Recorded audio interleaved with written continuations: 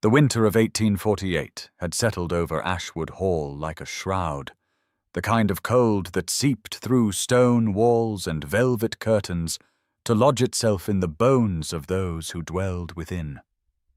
Lady Georgiana Fairfax sat at the mahogany dining table in her usual place, the one closest to the draughty window, and wondered if her uncle had positioned her there deliberately, or if it was merely another small cruelty of circumstance that she had learned to endure without comment.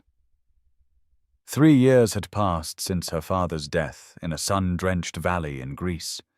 3 years since Professor Edmund Fairfax had succumbed to a fever while excavating what he believed to be an undiscovered temple.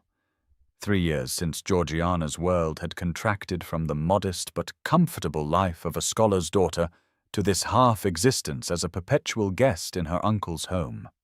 The dining room glittered with false warmth, crystal chandeliers ablaze with what must have been 100 candles, their light refracting through cut glass to cast dancing patterns on the silk-papered walls.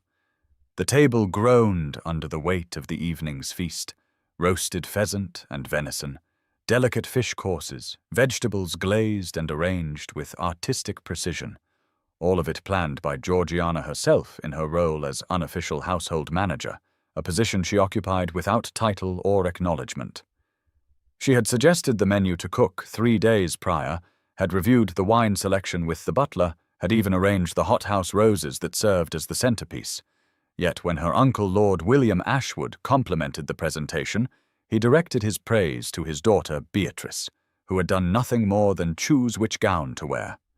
Georgiana's hands rested in her lap, hidden beneath the table's edge, where no one could see how tightly she gripped her napkin, her knuckles white beneath gloves that had been darned twice and were growing thin at the fingertips. At 26, she occupied that peculiar purgatory reserved for unmarried women of gentle birth but insufficient fortune, too well-bred for employment, too poor for independence, too old by society's merciless calculations to harbor reasonable hope of marriage.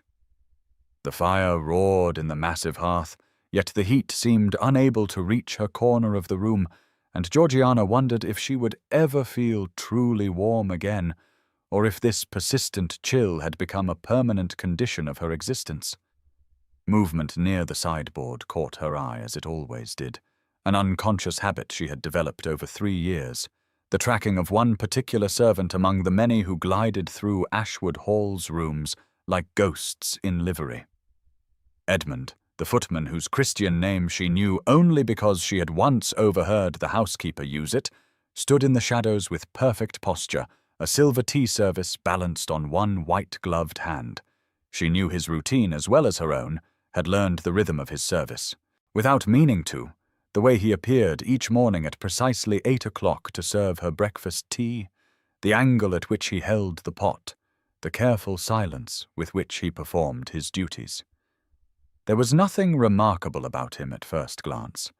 A tall man, perhaps 30 years of age, with dark hair and features that might be called handsome in better light, dressed in the Ashwood livery of deep blue and silver that marked him as property of the household.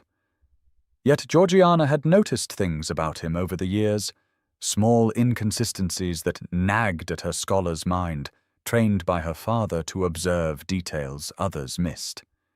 His hands, for instance, were not the rough, calloused hands of a man born to service, but rather long-fingered and elegant, the hands of a musician or a writer. His posture, while appropriately deferential, held a quality of natural authority that no amount of bowing and scraping could entirely disguise, and his eyes, dark and intelligent, seemed to absorb everything while revealing nothing, watching the family with an attention that felt less like servitude and more like study. She had never spoken more than a handful of words to him beyond the usual courtesies required between mistress and servant, and he had never addressed her except to inquire about her preferences regarding tea or to murmur the occasional necessary phrase in that low, carefully modulated voice that gave away nothing of his thoughts or origins. Yet in 3 years of silent coexistence, Georgiana had come to feel that Edmund saw her in a way no one else in this household did, that when his eyes met hers for those brief seconds as he placed her teacup before her each morning, she was not invisible, not merely the poor relation tolerated out of familial obligation, but a person of substance and worth. It was a foolish fancy, she knew, the desperate imagination of a lonely woman seeking recognition anywhere she might find it, even in the impersonal service of a footman who probably thought of her no more than he thought of the furniture he dusted. The crystal chandeliers above the table seemed to grow brighter as Beatrice Fairfax, Georgiana's cousin, and the undisputed beauty of the family, raised her left hand to admire the ring that adorned her fourth finger, a massive sapphire surrounded by diamonds that caught the candlelight and threw blue fire across the table. Beatrice was everything Georgiana was not, golden-haired and rose-cheeked, blessed with the kind of effortless beauty that required no artifice, possessed of a comfortable confidence that came from never having doubted her place in the world. At 21, she had rejected a dozen proposals, holding out for the most advantageous match. And now it seemed her patience had been rewarded beyond even her considerable expectations. "The Duke of Wentworth has finally chosen a bride," Beatrice announced, her voice carrying the particular musical quality of triumph barely restrained by good breeding. "They say he is frightfully particular, having refused every suitable lady in England for a decade. But he saw my portrait at the Rothermere ball, and was quite determined to make me his duchess." The announcement should not have surprised Georgiana, who had watched the courtship develop over the past months through letters and gifts that arrived with increasing frequency. Yet hearing it stated so boldly, so finally, sent a small, sharp pain through her chest.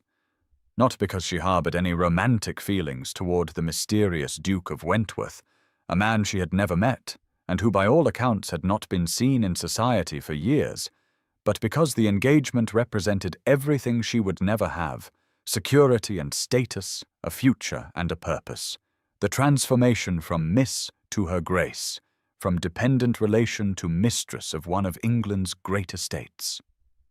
Lord Ashwood, a portly man whose success in trade had purchased his title, but not the instinctive grace that should accompany it, beamed at his daughter with unconcealed satisfaction. "An excellent match, my dear, excellent indeed. The Duke's estates in Northumberland alone generate an income of 40,000 a year, to say nothing of his properties in London and Yorkshire. You have done very well." He turned his attention to Georgiana with the abrupt shift that characterized all his interactions with her, as if he had to remind himself of her presence each time he looked in her direction. "Georgiana, you must begin considering practical arrangements. Your small inheritance will not last forever, and you cannot impose on our hospitality indefinitely. Perhaps a position as a governess or companion might be suitable. Several families of my acquaintance are seeking women of education and refinement for such roles." The words landed with the weight of stones, each one a small violence disguised as practical concern. Georgiana felt heat rise to her cheeks, the twin humiliations of poverty and spinsterhood laid bare before the assembled company, as casually as one might comment on the weather. She opened her mouth to respond, to say something that might preserve her dignity, but found her throat too tight for words. It was in this moment, as she struggled to maintain her composure, that Edmund materialized at her elbow with the silent efficiency that characterized all his movements. "More tea, Miss Fairfax?" His voice was barely audible, pitched low and deferential, yet something in its quality cut through the roaring in her ears and anchored her to the present moment. She looked up to find him standing closer than strict propriety required, the silver teapot tilted at precisely the angle needed to pour without splashing, his eyes meeting hers for a fraction of a second longer than necessary. In that brief connection, she saw something she had not expected, a flash of what might have been sympathy or understanding, or perhaps anger on her behalf, there and gone so quickly she could not be certain she had not imagined it. Her hands trembled slightly as she lifted her cup to receive the steaming liquid, the fine porcelain chattering almost imperceptibly against the saucer. "Yes, thank you," she managed, her voice steady despite the tumult within. Edmund poured with practiced precision, the amber stream arcing perfectly into her cup, and she found herself focusing on this small ritual as a drowning person might focus on a piece of driftwood. The tea was prepared exactly as she preferred, she realized, with just the amount of sugar she favored and a precise measure of milk, details she had never explicitly communicated, but which he had somehow learned through 3 years of silent observation. It was such a small thing, this perfectly prepared cup of tea, yet in this moment it felt like an anchor, a reminder that at least one person in this household paid attention to her preferences, even if that person was a servant performing his assigned duties. Beatrice continued to hold court, describing the Duke's letters with their expressions of admiration, the plans for a wedding in June at St. George's in Hanover Square, the renovations she intended to make to Wentworth Abbey once she took possession as its mistress. Georgiana sat very straight in her chair, her face arranged in an expression of polite interest that revealed nothing of the despair churning beneath the surface. 3 years of charity, she thought. 3 years of being reminded at every turn that she existed here on sufferance, that her presence was tolerated rather than welcomed, that she consumed resources and provided nothing of value in return except unpaid labor disguised as familial contribution. Even the servants must pity me, she reflected, and immediately her eyes sought Edmund, where he had retreated to his position by the sideboard. He stood perfectly still, his face impassive. Yet she had the strangest sense that he was aware of her gaze, that some part of his attention remained fixed on her even as he stared straight ahead in the manner of well-trained servants everywhere. Through the tall windows behind him, snow fell in thick curtains, transforming the Kent countryside into a study in white and grey, beautiful and isolating in equal measure. The landscape seemed to mirror her own situation, she thought, outwardly peaceful and even lovely, but cold and inhospitable beneath the surface beauty. Her uncle's voice broke through her reverie as he dismissed her late father with casual cruelty. Poor Edmund was always a romantic fool, chasing antiquities in Greece when he should have been securing his daughter's future. A scholar's passions are all very well, but they do not pay bills or arrange marriages. Georgiana's fingers tightened around her teacup until she feared the delicate porcelain might crack. Her father had been the kindest, most brilliant man she had ever known, a professor of classical studies whose work had been respected throughout Europe, whose integrity and gentle wisdom had shaped everything she valued in herself. That he had died pursuing his life's work, excavating ruins under a Greek sun, seemed to her the most honorable of endings. Yet here it was reduced to foolishness, to a failure of practical sense. She wanted to defend him, to speak of his contributions to scholarship and his devotion to truth.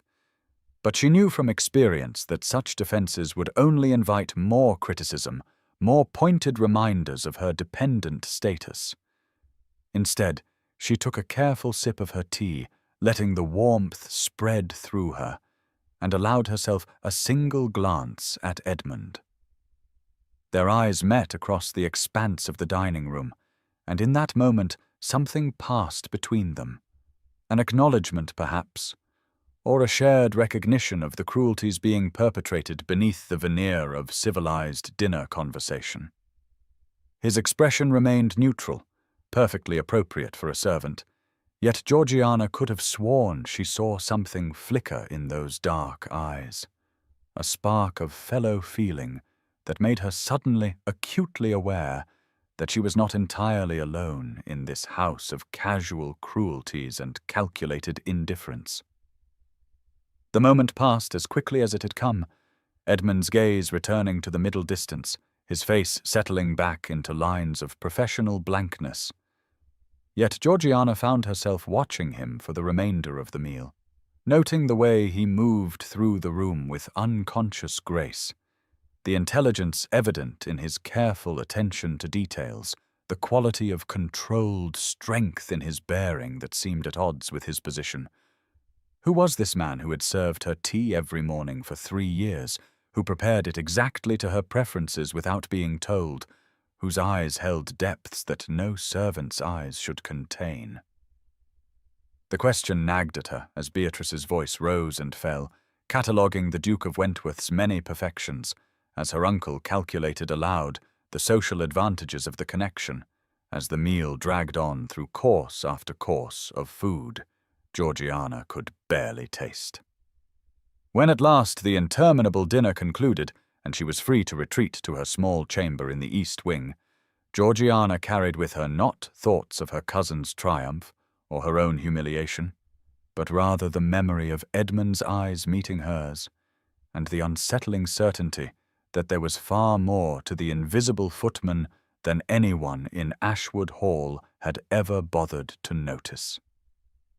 Sleep would not come, not after the humiliations of dinner, not with Beatrice's triumphant voice still echoing in her mind, not with her uncle's casual dismissal of her father burning like acid in her chest, and so Georgiana found herself slipping from her cold chamber at midnight, drawn to the one place in Ashwood Hall that still felt like sanctuary. The library had been her refuge since childhood, visits to her uncle's estate, and in the 3 years of her residence here, it had become the single room where she felt she had any right to exist without apology or explanation. Her uncle cared nothing for books beyond their value as decorative objects that signified wealth and cultivation, and Beatrice found reading tedious unless it involved fashion plates or romantic novels of the most frivolous sort, which meant the library remained blessedly unpopulated, a kingdom of leather and paper where Georgiana could breathe without the constant weight of obligation and inadequacy pressing down upon her. She carried no candle as she made her way through the darkened corridors there. Knowing the route by heart, her stockinged feet illant on the cold marble floors. The house settled around her with the particular creaks and sighs of an old estate in winter, timbers contracting in the cold, wind-rattling window panes, the distant sound of someone in the servant quarters closing a door. She pushed open the heavy oak door to the library and stepped inside, expecting darkness and solitude, expecting to find the room empty as it always was at this hour, and so the sight that greeted her stopped her completely, her hand still on the doorknob, her breath catching in her throat. Edmund sat in her uncle's favourite leather chair, the wing-back positioned near the dying fire, and he was reading. Not merely holding a book as one might hold any object, but truly reading, absorbed in the text with the kind of focused intensity she recognized from her father's study, from her own late-night sessions with difficult texts. A single candle burned on the small table beside him, its flame casting golden light across his face, and in that light he looked entirely different from the impassive footman who had served her tea just hours earlier. He had removed his livery coat and sat in shirt-sleeves, his waistcoat unbuttoned, his cravat loosened, looking relaxed in a way she had never seen him, looking like a gentleman in his private study rather than a servant stealing moments in his master's library. The book in his hands was substantial, leather-bound and clearly old, and as Georgiana's eyes adjusted to the dim light, she recognized it with a shock of recognition that sent her heart racing. It was a volume of Aristotle, the Greek text her father had kept in his own library, the same edition he had read to her on winter evenings when she was a girl, learning the alphabet of that ancient language. Edmund held it with the ease of familiarity, his eyes moving across the page with the fluid comprehension of someone who truly understood what he read, and Georgiana felt the foundations of everything she thought she knew about this man crack and shift beneath her. He had not yet noticed her presence, so absorbed was he in his reading, and she stood frozen in the doorway watching him, her mind racing through 3 years of interactions, Every moment of service, every carefully neutral expression, every instance of that strange sense she had that he saw more than a footman should see. Who was this man who read?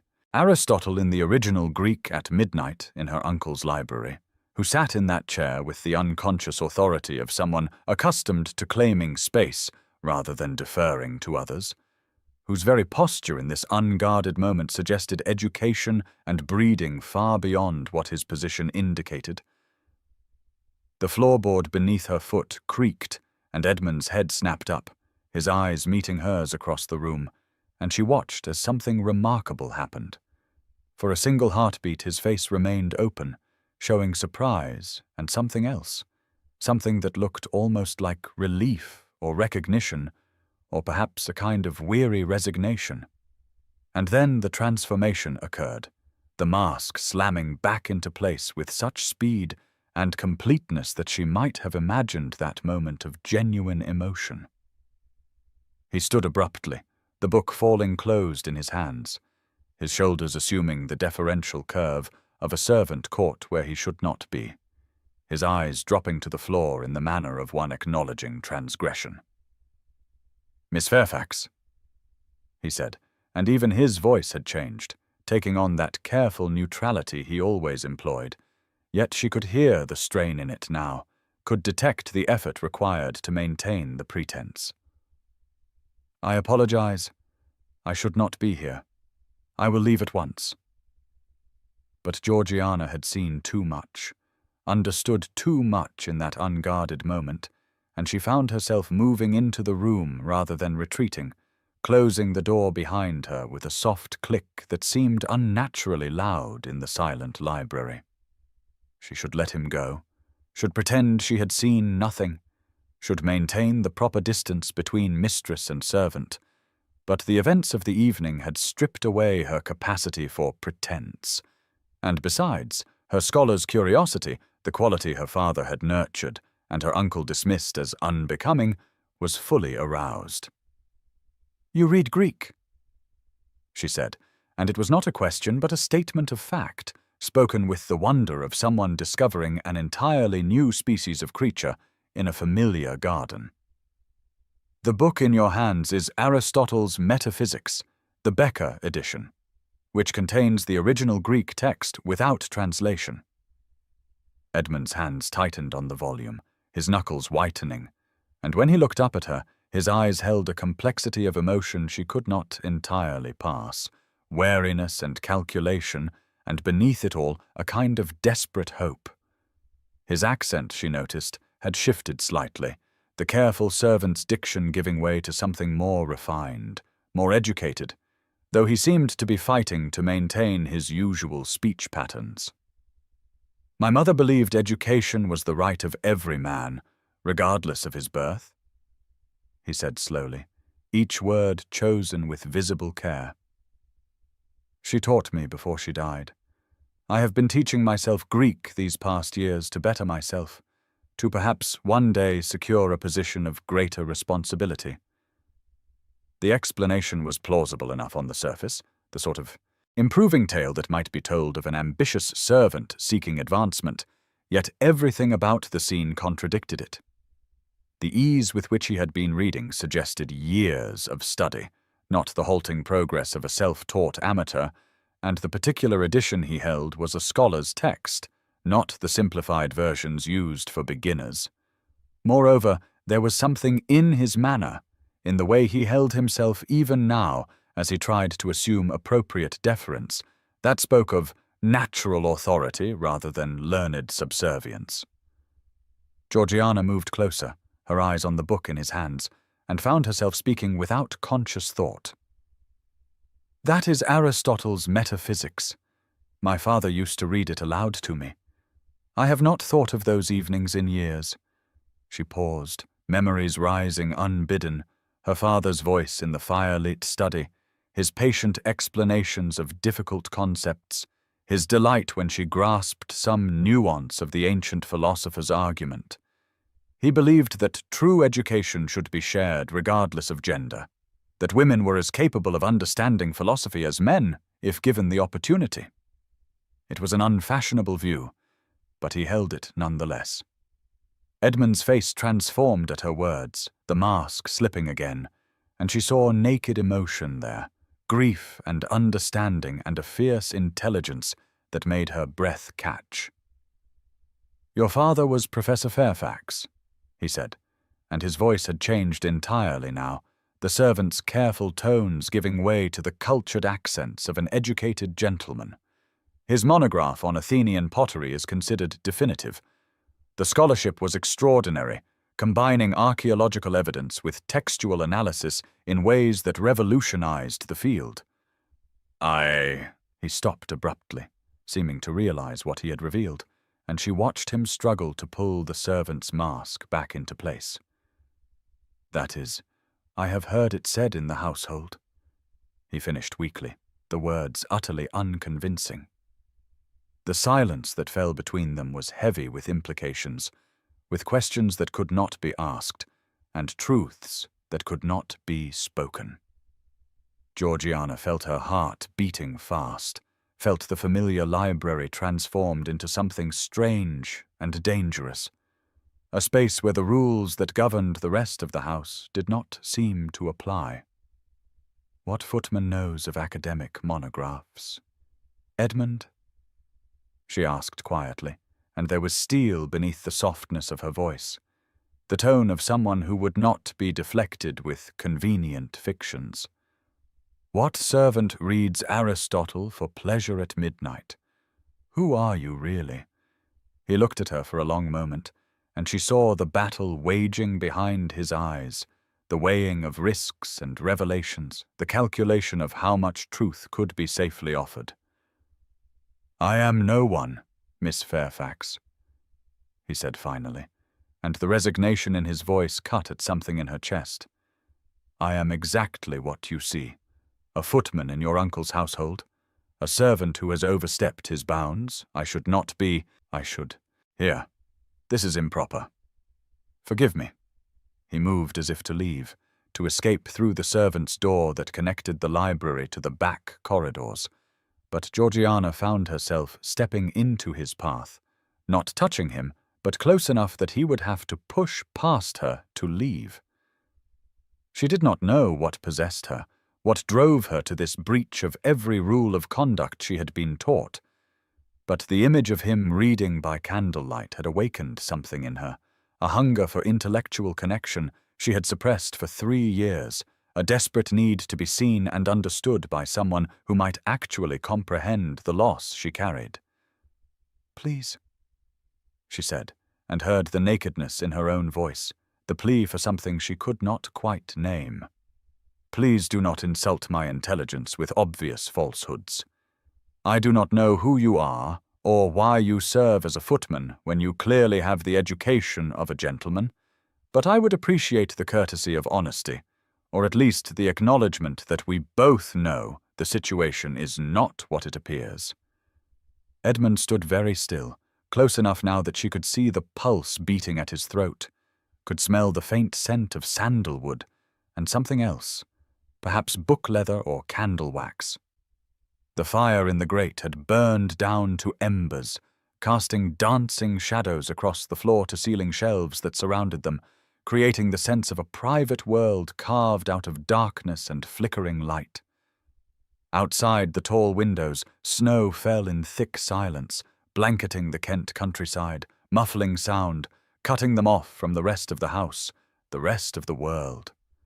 The library had always felt like a sanctuary to Georgiana, but now it felt like something more, a space outside the normal rules of society, a room where impossible conversations might occur and forbidden connections might form. She became suddenly acutely aware of her state of undress, wearing only her nightgown and wrapper, her hair unbound and falling down her back, standing closer to a man who was not her husband or relation than propriety would ever permit. The impropriety of it should have sent her fleeing back to her chamber, should have made her step away and reassert the proper distance.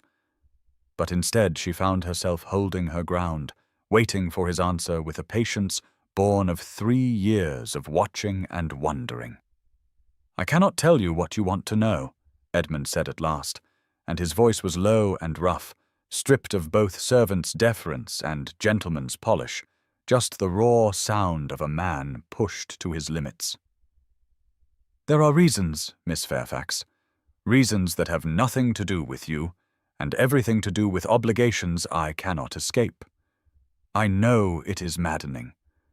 I know you deserve better than evasions and half-truths, but I cannot give you more. Not now, perhaps not ever."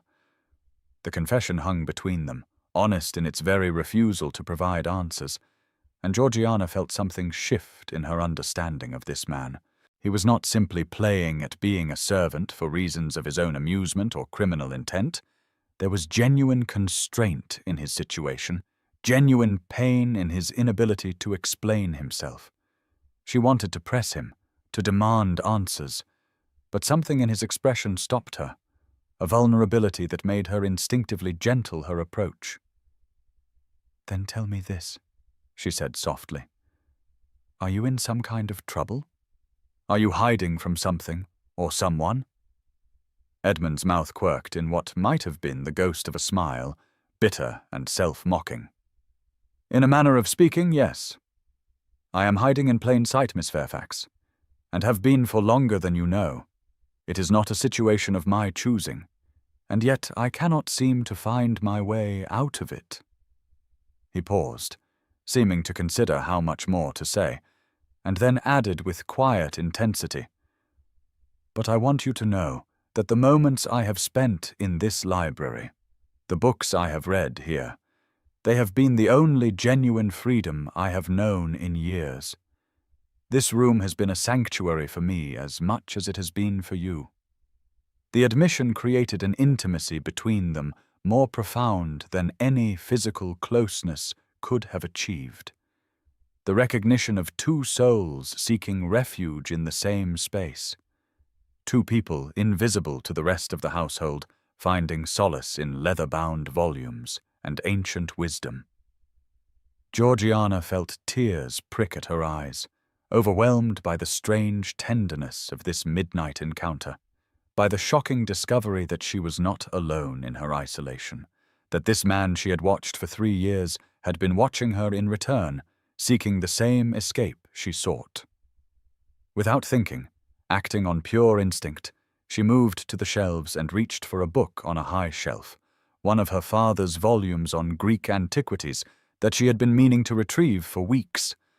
Her fingertips barely brushed the spine, the book tantalizingly out of reach, and before she could step back to find the library ladder, Edmund was there, reaching past her, his body close enough that she could feel the warmth radiating from him. His hand closed on the book at the same moment hers did, both of them gripping the worn leather spine, and the contact sent a shock through her entire body, electric and utterly inappropriate and undeniable. They stood frozen, hands touching on the book, his chest nearly pressed against her back, his breath stirring the loose hair at her temple, and Georgiana felt every rule of propriety she had ever learned dissolve in the face of this overwhelming awareness of him as a man rather than a servant, as someone who saw her and understood her and desired her if the sudden tension in his body was any indication. The moment stretched, impossible to sustain and impossible to break, until the distant sound of footsteps in the corridor outside shattered the spell. Edmund pulled away as if burned, the book coming free in Georgiana's hands, and she turned to find him already backing toward the servant's door, his face a mask of controlled panic. "Someone is coming," he said urgently, his voice dropping to barely a whisper. "You should not be found here with me. It would ruin you." And then he was gone, slipping through the concealed door with the silent efficiency of long practice, leaving Georgiana standing alone in the dim library, her heart hammering, her hands trembling around the book on Greek antiquities, her father's passion made tangible in leather and paper and gilt edges. The footsteps passed by the library door without pausing, probably just a housemaid on some late errand, but the interruption had been enough to remind them both of the danger inherent in their situation, the impossibility of what had almost happened in that moment of connection. Georgiana sank into the chair Edmund had vacated, the leather still warm from his body, and opened the book with shaking hands. Inside the front cover, she found her father's bookplate, his name inscribed in his familiar hand, and beneath it a small notation in different ink, recent and unmistakably Edmund's writing. The note read simply, "Page 47." And when she turned to that page, she found a passage marked lightly in pencil, a description of archaeological methods her father had developed, techniques that had revolutionized the study of pottery fragments and their significance in understanding ancient daily life. That Edmund knew this book well enough to reference specific pages, that he had taken the time to mark passages that might interest her, suggested a level of attention and consideration that went far beyond the duties of a footman, far beyond even the intellectual kinship of two scholars finding each other in unlikely circumstances. She sat in the chair until the candle burned low and the fire died completely, the book open on her lap, her mind churning through everything she had learned and everything she still did not know. Edmund was not what he seemed, that much was certain. He was educated far beyond any servant, familiar with her father's academic work, capable of reading ancient Greek with apparent fluency, and burdened by some obligation that kept him trapped in a position utterly at odds with his abilities and breeding. He had been in this library before, many times judging by his comfort in the space, and he had been reading her father's books, studying them with enough care to mark passages he thought she might appreciate. The impossibility of the situation pressed down on her like a physical weight, the vast gulf between her dependent status and his servant's position, the complete inappropriateness of any attachment between them, the scandal that would erupt if anyone suspected the nature of their midnight encounter. Yet beneath the rational understanding of all these obstacles, Georgiana felt something else stirring, a fierce joy at having been truly seen, truly understood, perhaps for the first time since her father's death. Edmund, whoever he really was, recognized her as an intellectual equal, someone capable of appreciating ancient philosophy and archaeological scholarship, someone worth marking passages for, someone worth the risk of discovery in a midnight library. She touched the page where his pencil mark lingered, tracing the faint line with one finger, and felt the strangest sensation, as if the 3 years of invisible service, all those mornings of perfectly prepared tea, all those moments when their eyes had met across crowded rooms, had been leading inevitably to this night. This revelation, this impossible connection that could never be acknowledged in daylight, but which had nevertheless irrevocably altered the landscape of her carefully constrained existence. And now's the time to stop and subscribe to our channel. Every subscriber brings us closer to 1,000, which helps us keep these stories alive and coming your way. If you enjoyed this video, don't forget to like it and drop a comment telling us where you're watching from. It's always amazing to see how far these tales travel across the world. Now let's continue. The library became their world, a kingdom of candlelight and whispered conversation that existed outside the rigid hierarchies of daylight hours, and over the 6 weeks that followed that first midnight encounter, Georgiana found herself drawn there each night with the inevitability of tides pulled by the moon. Edmund was always already there when she arrived, as if he could sense the moment she would slip from her chamber and make her way through the darkened corridors, and she wondered if he waited for her, if he spent his evenings watching the clock until the hour grew late enough that the rest of the household had retired, and they could claim this stolen time for themselves. They spoke of philosophy at first, safe intellectual territory that allowed them to maintain some pretense of propriety, discussing Aristotle's theories of causation and Plato's forms, debating the merits of Stoic philosophy versus Epicurean thought with the kind of engaged intensity Georgiana had not experienced since her father's death. Edmund's knowledge was extraordinary, far exceeding what any self-taught servant could have acquired, demonstrating familiarity not just with the classical texts themselves, but with contemporary scholarly debates about interpretation and translation, referencing recent archaeological discoveries in Greece and Italy that had been published in academic journals to which no footman would have access. When she mentioned her father's work on Athenian pottery, Edmund could discuss specific arguments from the monograph, could debate fine points of dating methodology and stylistic analysis, could even suggest connections to related scholarship that her father might have found illuminating. It was impossible, all of it utterly impossible, and yet night after night he proved himself her intellectual equal, or perhaps even superior, someone who had clearly received the finest education available to young men of the highest social standing. She began to notice other details that contradicted his servant's position, small things that accumulated into an overwhelming body of evidence that Edmund was not what he claimed to be.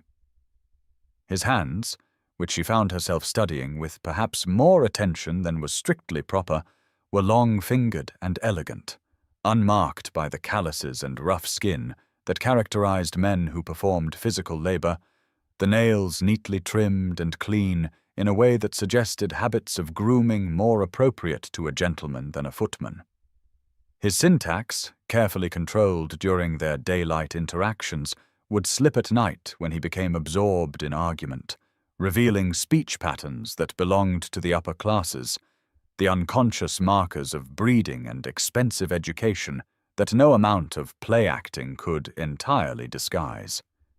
She noticed, too, the way the housekeeper, Mrs. Whitmore, treated him, not with the casual authority she exercised over the other servants, but with a curious deference, almost as if she were in his employ rather than the reverse. And once Georgiana had observed the older woman actually curtsy slightly when speaking to Edmund in the corridor, a gesture so automatic and so utterly inappropriate for addressing a footman that Georgiana had stopped in her tracks, staring until both Edmund and Mrs. Whitmore noticed her presence and the housekeeper hurried away with suspicious speed. Letters arrived for Edmund with unusual frequency, delivered not through the normal household post, but by special messenger, and Georgiana caught glimpses of him receiving these letters with expressions of barely concealed frustration before tucking them away in his coat, unread or perhaps to be read later in whatever private space he occupied in the servant quarters.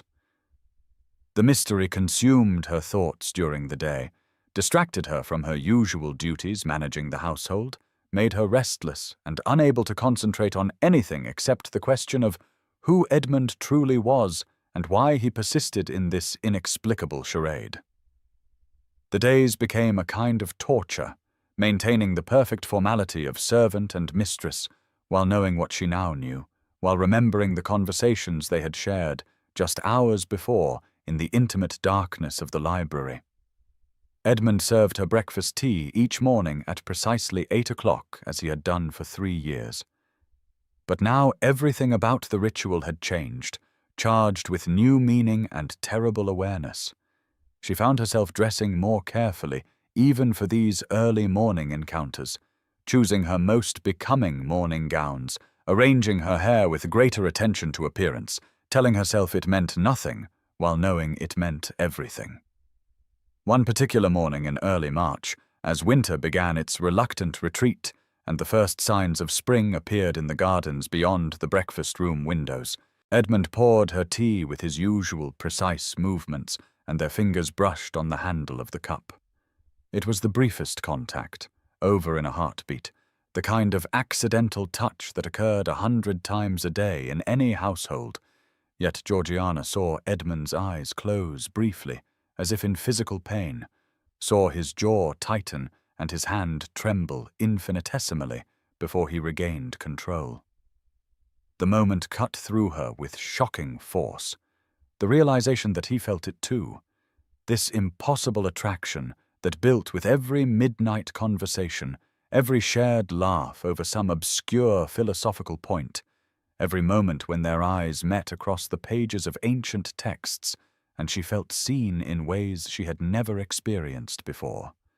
The impossibility of their situation pressed down on her with suffocating weight, the vast distance between her position as dependent relation and his as servant creating a gulf that could never be crossed without scandal and ruin. Yet the very impossibility seemed only to intensify the feelings growing between them, transforming simple intellectual companionship into something far more dangerous and consuming. They began taking risks, small at first, and then increasingly reckless, standing closer than propriety allowed when examining books together in the library, letting conversations drift from safe intellectual topics to more personal territory, sharing confidences about loneliness and loss, and the particular pain of living in a household where one felt perpetually invisible. Edmund told her about his mother, who had died when he was young, a woman of great intelligence and learning, who had believed education was a fundamental right rather than a privilege of birth. And Georgiana heard in his voice a grief that mirrored her own for her father, a shared understanding of what it meant to lose the person who had truly seen and valued you. She told him about the 3 years since her father's death, the slow erosion of her sense of self-worth, the constant reminders that she existed on sufferance and had no real place or purpose, and Edmund listened with an intensity that made her feel her experiences mattered, that her pain was valid rather than the self-indulgent complaints of a woman who should be grateful for any shelter at all. He began leaving books for her, volumes pulled from the shelves and left on the small table beside what had become her chair, always with passages marked in light pencil that he clearly chose specifically for her, pieces of poetry or philosophy or archaeological description that he thought would interest or move or challenge her. It was a silent conversation carried on in the margins of texts, his pencil marks becoming a kind of intimate communication that existed parallel to their spoken words. And Georgiana found herself treasuring these marked passages, returning to them during the day when she could not see him, tracing the faint lines and imagining his hand making those marks, thinking of her. The household around them had erupted into chaos as preparations for Beatrice's wedding accelerated, the event now scheduled for the first week of June, just 10 weeks away, and the frenzy of activity provided useful cover for Georgiana and Edmund's increasingly frequent encounters. Dressmakers came and went, bearing elaborate creations for Beatrice's trousseau, and the dining room became a staging ground for discussions of guest lists and seating arrangements and menu selections that consumed hours of her uncle's attention. The Duke of Wentworth, Beatrice's mysterious betrothed, had still not visited Ashwood Hall, conducting his courtship entirely through letters that arrived with impressive regularity and gifts of increasing extravagance, jewels and silk, and a matched pair of carriage horses that had Beatrice squealing with delight. The absence should have struck everyone as peculiar, Georgiana thought. This duke who was supposedly so enamored of his bride that he could not wait to marry her yet, who apparently could not spare the time to actually meet her in person. But Beatrice seemed unconcerned, too busy displaying her engagement ring and planning her elevation to Duchess to question the oddity of the situation. Georgiana found the whole business strange and rather sad, a marriage arranged between two people who had never spoken face to face. But then the aristocracy specialized in such arrangements, treating matrimony as a business transaction rather than a meeting of hearts and minds. One night in late March, when spring had truly arrived and the gardens beyond the library windows showed early bulbs pushing through the soil, crocuses and snowdrops bringing color back to the gray winter landscape, Georgiana finally confronted Edmund directly about his identity. They had been discussing a particularly complex passage in Marcus Aurelius, debating whether the Stoic emperor's philosophy of acceptance could be reconciled with any meaningful pursuit of personal happiness, when Georgiana set down her book and fixed Edmund with a level stare. "You are not a footman," she said, abandoning any pretense of accepting his cover story. "Everything about you contradicts it. Your education, your bearing, your knowledge of my father's academic work, the way Mrs. Whitmore treats you, the letters that arrive by special messenger. Why do you hide here, Edmund? What are you running from?" Edmund had been sitting in his usual chair across from her, relaxed and absorbed in their conversation, but at her question his entire body tensed, the mask of careful neutrality slamming back into place even as she watched.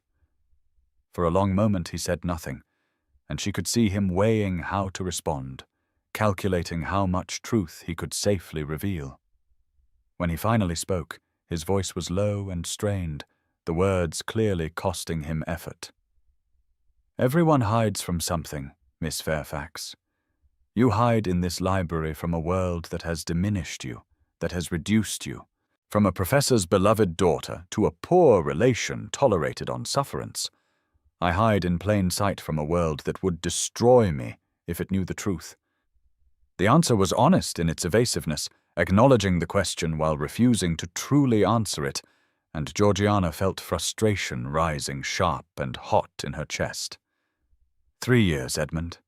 3 years you have been invisible to me, serving my tea every morning, moving through this house like a ghost, and now I can see nothing else. I think about you constantly. I find myself watching for you during the day, counting the hours until I can come here at night and speak with you as an equal. You have become the center of my existence, and yet I do not even know who you really are. The confession hung between them, more raw and vulnerable than she had intended, laying bare the depth of her feelings in a way that could not be retracted or softened. Edmund's face transformed with anguish, and she saw him fighting some internal battle, duty warring with desire, obligation struggling against honest emotion. "I cannot tell you," he said finally, and his voice broke slightly on the words. "Not yet. The revelation would hurt more people than just myself. There are obligations, commitments I made long ago that I cannot simply abandon, no matter how much I might wish to." The vagueness of his answer terrified her, suggesting complications she could not even imagine, and her mind immediately leapt to the worst possibility. "Are you married?" she asked, and heard the fear in her own voice, the desperate need to know if this impossible attachment was also an immoral one. Edmund's head snapped up, his eyes meeting hers with fierce intensity. "No," he said emphatically. "I swear to you on everything I hold sacred, there is no wife, no attachment of that nature. I am not betraying another woman by spending these nights with you. But there is an obligation, a commitment made when I was very young to someone I did not choose, an arrangement that binds me regardless of my personal wishes or feelings. I am trapped, Georgiana, as surely as if I were locked in chains, and I cannot break free without destroying others who depend on me, without violating oaths I cannot in good conscience abandon." The use of her Christian name, the first time he had spoken it aloud, sent a shock through her system, marking a line crossed from which there could be no retreat. She leaned forward in her chair, close enough now to see the gold flecks in his dark eyes, close enough to catch the scent of sandalwood and book leather that she had come to associate with these midnight hours. "Then let me help you," she said softly. "Whatever this obligation is, whatever binds you, perhaps together we could find a solution. You do not have to carry this burden alone." Edmund reached out as if to touch her face, his hand rising and then falling back to his side as he remembered himself. Remembered the impossibility of any physical contact between them. "You are generous beyond measure," he said, his voice rough with emotion. "But this is not a problem that can be solved through cleverness or determination. It is woven into the fabric of who I am, what I am, and to cut those threads would unravel everything. All I can offer you is these nights, these conversations, this small corner of time where we can be ourselves without the weight of obligation and expectation. It is not enough, I know that, but it is all I have to give. The spring continued its advance, transforming the grounds of Ashwood Hall from winter barrenness to tentative green. And Georgiana and Edmund continued their pattern of midnight meetings, each conversation deepening the connection between them, while the mystery of his true identity remained frustratingly opaque. She began to catalogue the clues obsessively, lying awake during the hours when sleep would not come, trying to piece together a coherent picture from the fragments she had gathered. He was clearly aristocracy. That much seemed certain, probably titled given the deference Mrs. Whitmore showed him, but what circumstances could drive a nobleman to serve as a footman in another man's household? Was he in hiding from creditors, from scandal, from some crime that would see him imprisoned, or worse if discovered? The obligation he spoke of suggested an arranged marriage, perhaps, some dynastic alliance contracted in his youth that he sought to escape. But if so, why not simply break the engagement and face the social consequences rather than living this bizarre double existence? Nothing made sense. And yet the evidence was undeniable. Edmund was not what he appeared, had never been what he appeared. And with each passing night, Georgiana felt herself falling deeper into impossible love with a man whose real name she might not even know. Their daytime encounters became almost unbearable, the formal servant-mistress interactions a torture of suppressed feeling and careful distance. She would sit at breakfast while Edmund poured her tea, his face a perfect mask of professional neutrality, and want to scream at the unfairness of it all, the cruel joke of finding intellectual and emotional connection with someone permanently separated from her by the rigid hierarchies of English society. Even if he were revealed to be a gentleman fallen on hard times, even if his mysterious past proved less scandalous than she feared, the fact remained that she was a dependent relation with no fortune or prospects, and he was a servant, and any attachment between them would bring nothing but scandal and ruin to them both. Yet despite knowing this, despite understanding the absolute impossibility of any future together, Georgiana could not bring herself to stop seeking him out each night, could not give up the only true happiness she had known since her father's death. In early April, as Beatrice received yet another extravagant gift from her absent duke, an emerald necklace that must have cost several £1,000, Georgiana stood in the drawing-room watching her cousin preen and parade her good fortune, and felt a hollow despair settle in her chest. This was what the world valued, she thought bitterly. Jewels and titles and advantageous matches, not meeting of minds or genuine understanding, not the kind of intellectual and emotional partnership she had found with Edmund in their midnight library. Beatrice would become a duchess without ever having a real conversation with her husband, would live in luxury and status, while Georgiana, who had found something infinitely more precious, would lose it all when Edmund's mysterious obligation finally forced him to leave, when whatever circumstances had brought him to Ashwood Hall resolved themselves and he vanished from her life as suddenly as he had entered it 3 years ago, before she had even known enough to notice or care. The announcement came at breakfast on a Wednesday in late May, delivered by Lord Ashwood, with the barely contained excitement of a man who had waited years for this moment to arrive. The Duke of Wentworth would be arriving at Ashwood Hall in 3 days' time, finally coming to claim his bride, and the wedding would proceed as planned in a fortnight, with all the grandeur befitting the union of 2 of England's greatest families. The household erupted into frenzied preparation, servants running in all directions, tradesmen summoned to make last-minute improvements to guest chambers, cook conferring urgently with Lord Ashwood about menus suitable for entertaining a duke of such consequence and wealth. Beatrice floated through the chaos in a state of rapturous anticipation, ordering new gowns and practicing her curtsy, and boring anyone who would listen with endless speculation about what her future husband would be like, whether he would be tall or short, dark or fair, handsome or merely distinguished, as if these superficial details mattered more than the character of the man she was binding herself to for life. Georgiana moved through the preparations in a fog of misery, helping to organize the chaos, while her mind remained fixed on the library, on Edmund, on the impossibility of maintaining their midnight meetings once the Duke arrived and filled the house with his presence and entourage. She had not seen Edmund since the announcement, had noticed his absence from breakfast service with a growing sense of alarm that intensified when she made discreet inquiries, and learned he had been confined to the servants' quarters with some vague illness, a convenient fiction that fooled no one, but which provided plausible explanation for his sudden disappearance from household duties. She knew with absolute certainty that his absence had nothing to do with illness and everything to do with the Duke's impending arrival, that somehow Edmund's mysterious obligation was connected to this event.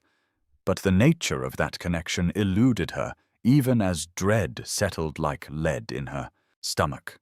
2 days passed without any sight of him. 2 days during which she went to the library each night and found it empty. The chairs where they had sat, cold and unused. The books unmarked by his familiar pencil notations. The absence felt like a death, a severing of connection that left her hollow and desperate. And on the 3rd night, with the Duke expected to arrive the following afternoon, Georgiana did something she had never imagined herself capable of doing. She ventured into the servants' wing of Ashwood Hall, a territory as foreign to her as the far side of the moon, driven by a need to see Edmund that overrode every consideration of propriety and sense. The servants' quarters occupied the east wing of the house, accessed through a warren of narrow corridors and back staircases that Georgiana had never explored, and she felt like a trespasser as she made her way through passages lit only by the single candle she carried, her heart hammering with equal parts fear of discovery and determination to find answers. She had bribed a housemaid earlier that day, trading a pair of her mother's pearl earrings for information about which room Edmund occupied, and now she counted doors in the dim corridor until she reached the one the girl had described, 3rd from the end on the left, distinguished by a small brass number plate that read 7.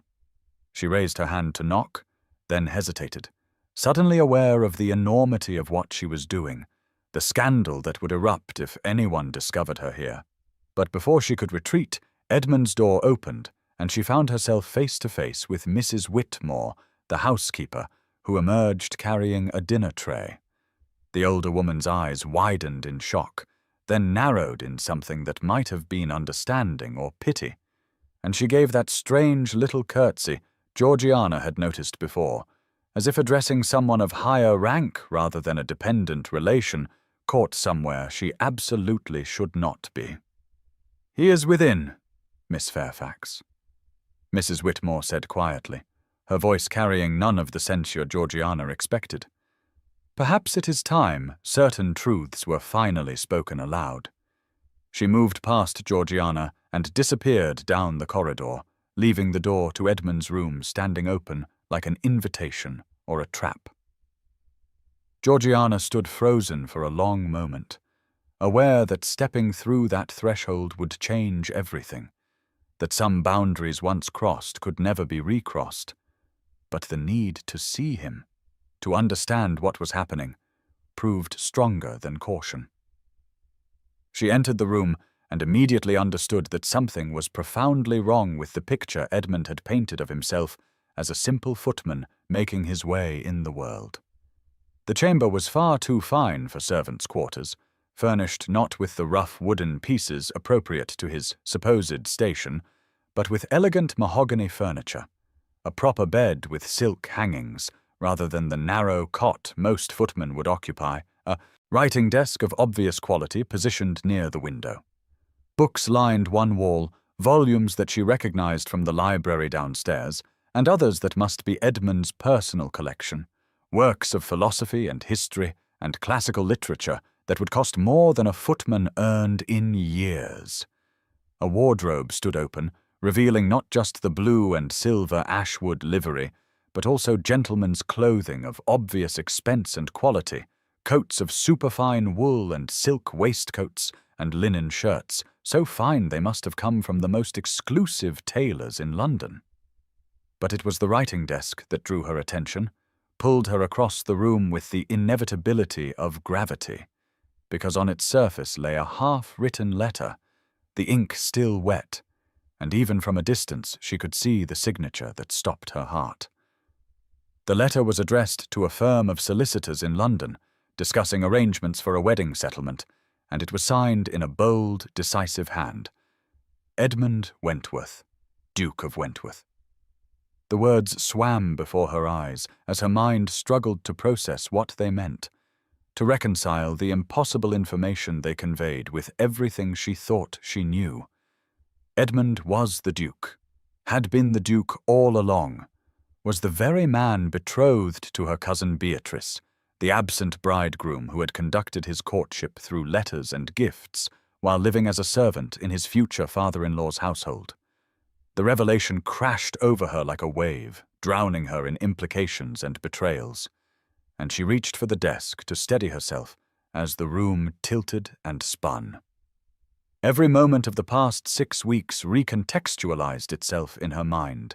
Every conversation in the library transformed from intellectual connection between equals into something far more sinister.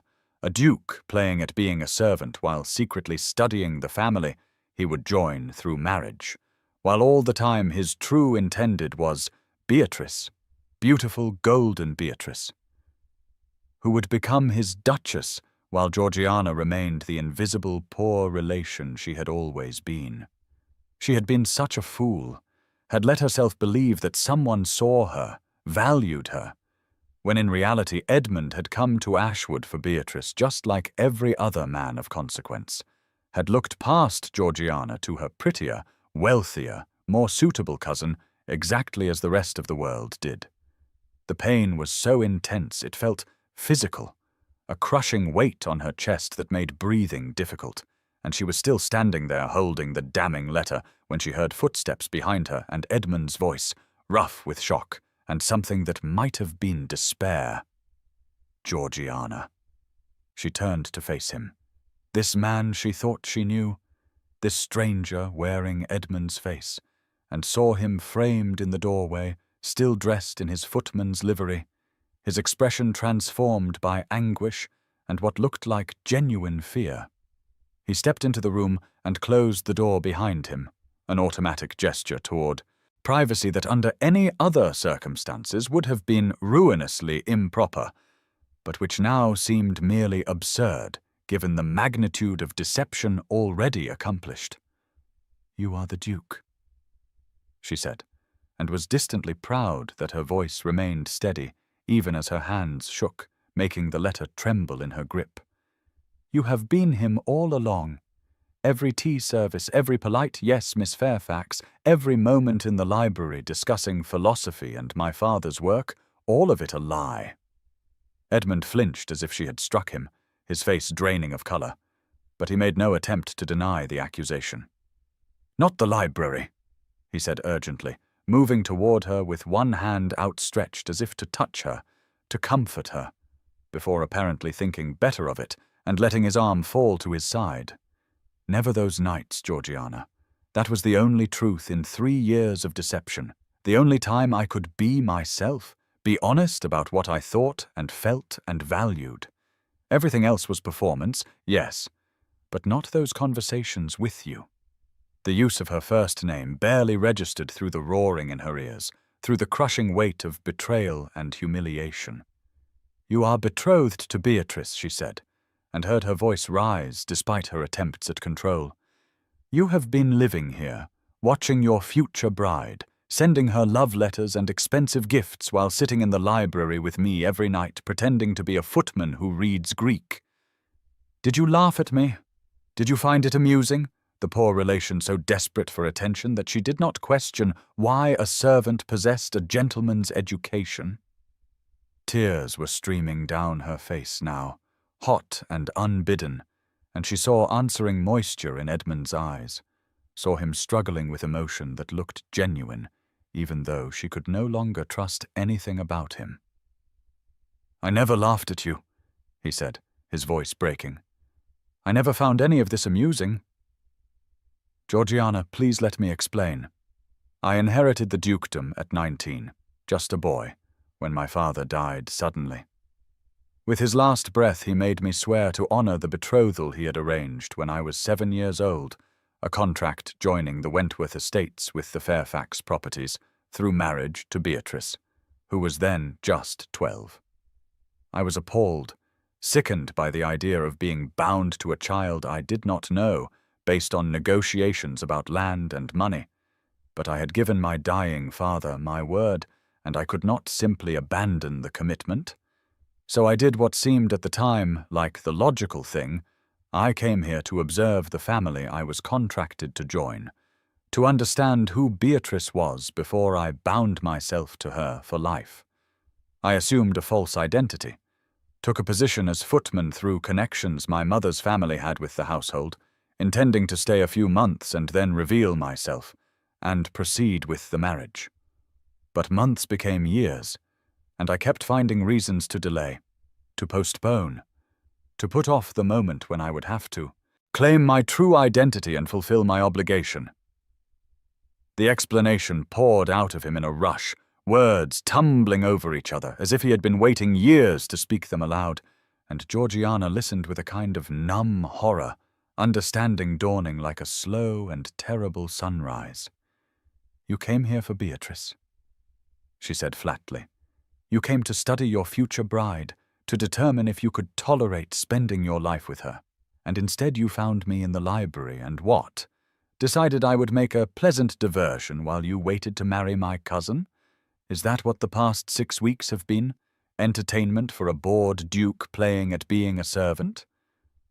Edmund moved then, crossing the space between them in 2 long strides, and before she could retreat, he had grasped her shoulders, not roughly, but with desperate intensity, his face inches from hers, his eyes blazing with emotion that could not possibly be feigned. "I never intended this," he said, and his voice was raw with anguish. "I came to observe a family arrangement, to see if I could endure a marriage to a woman chosen for me in childhood, and for the first 2 years I barely noticed you. You were invisible to me, just as you said you were invisible to everyone else, the quiet cousin who managed the household and kept to herself. But then something changed. I cannot even tell you when it happened, but I began to see you.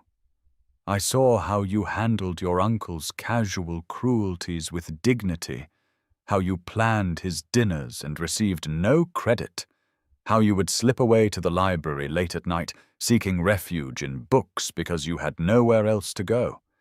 I saw your loneliness because it mirrored my own, and I started going to the library hoping I might encounter you there, hoping for the chance to speak with someone who understood what it meant to be trapped in an impossible situation.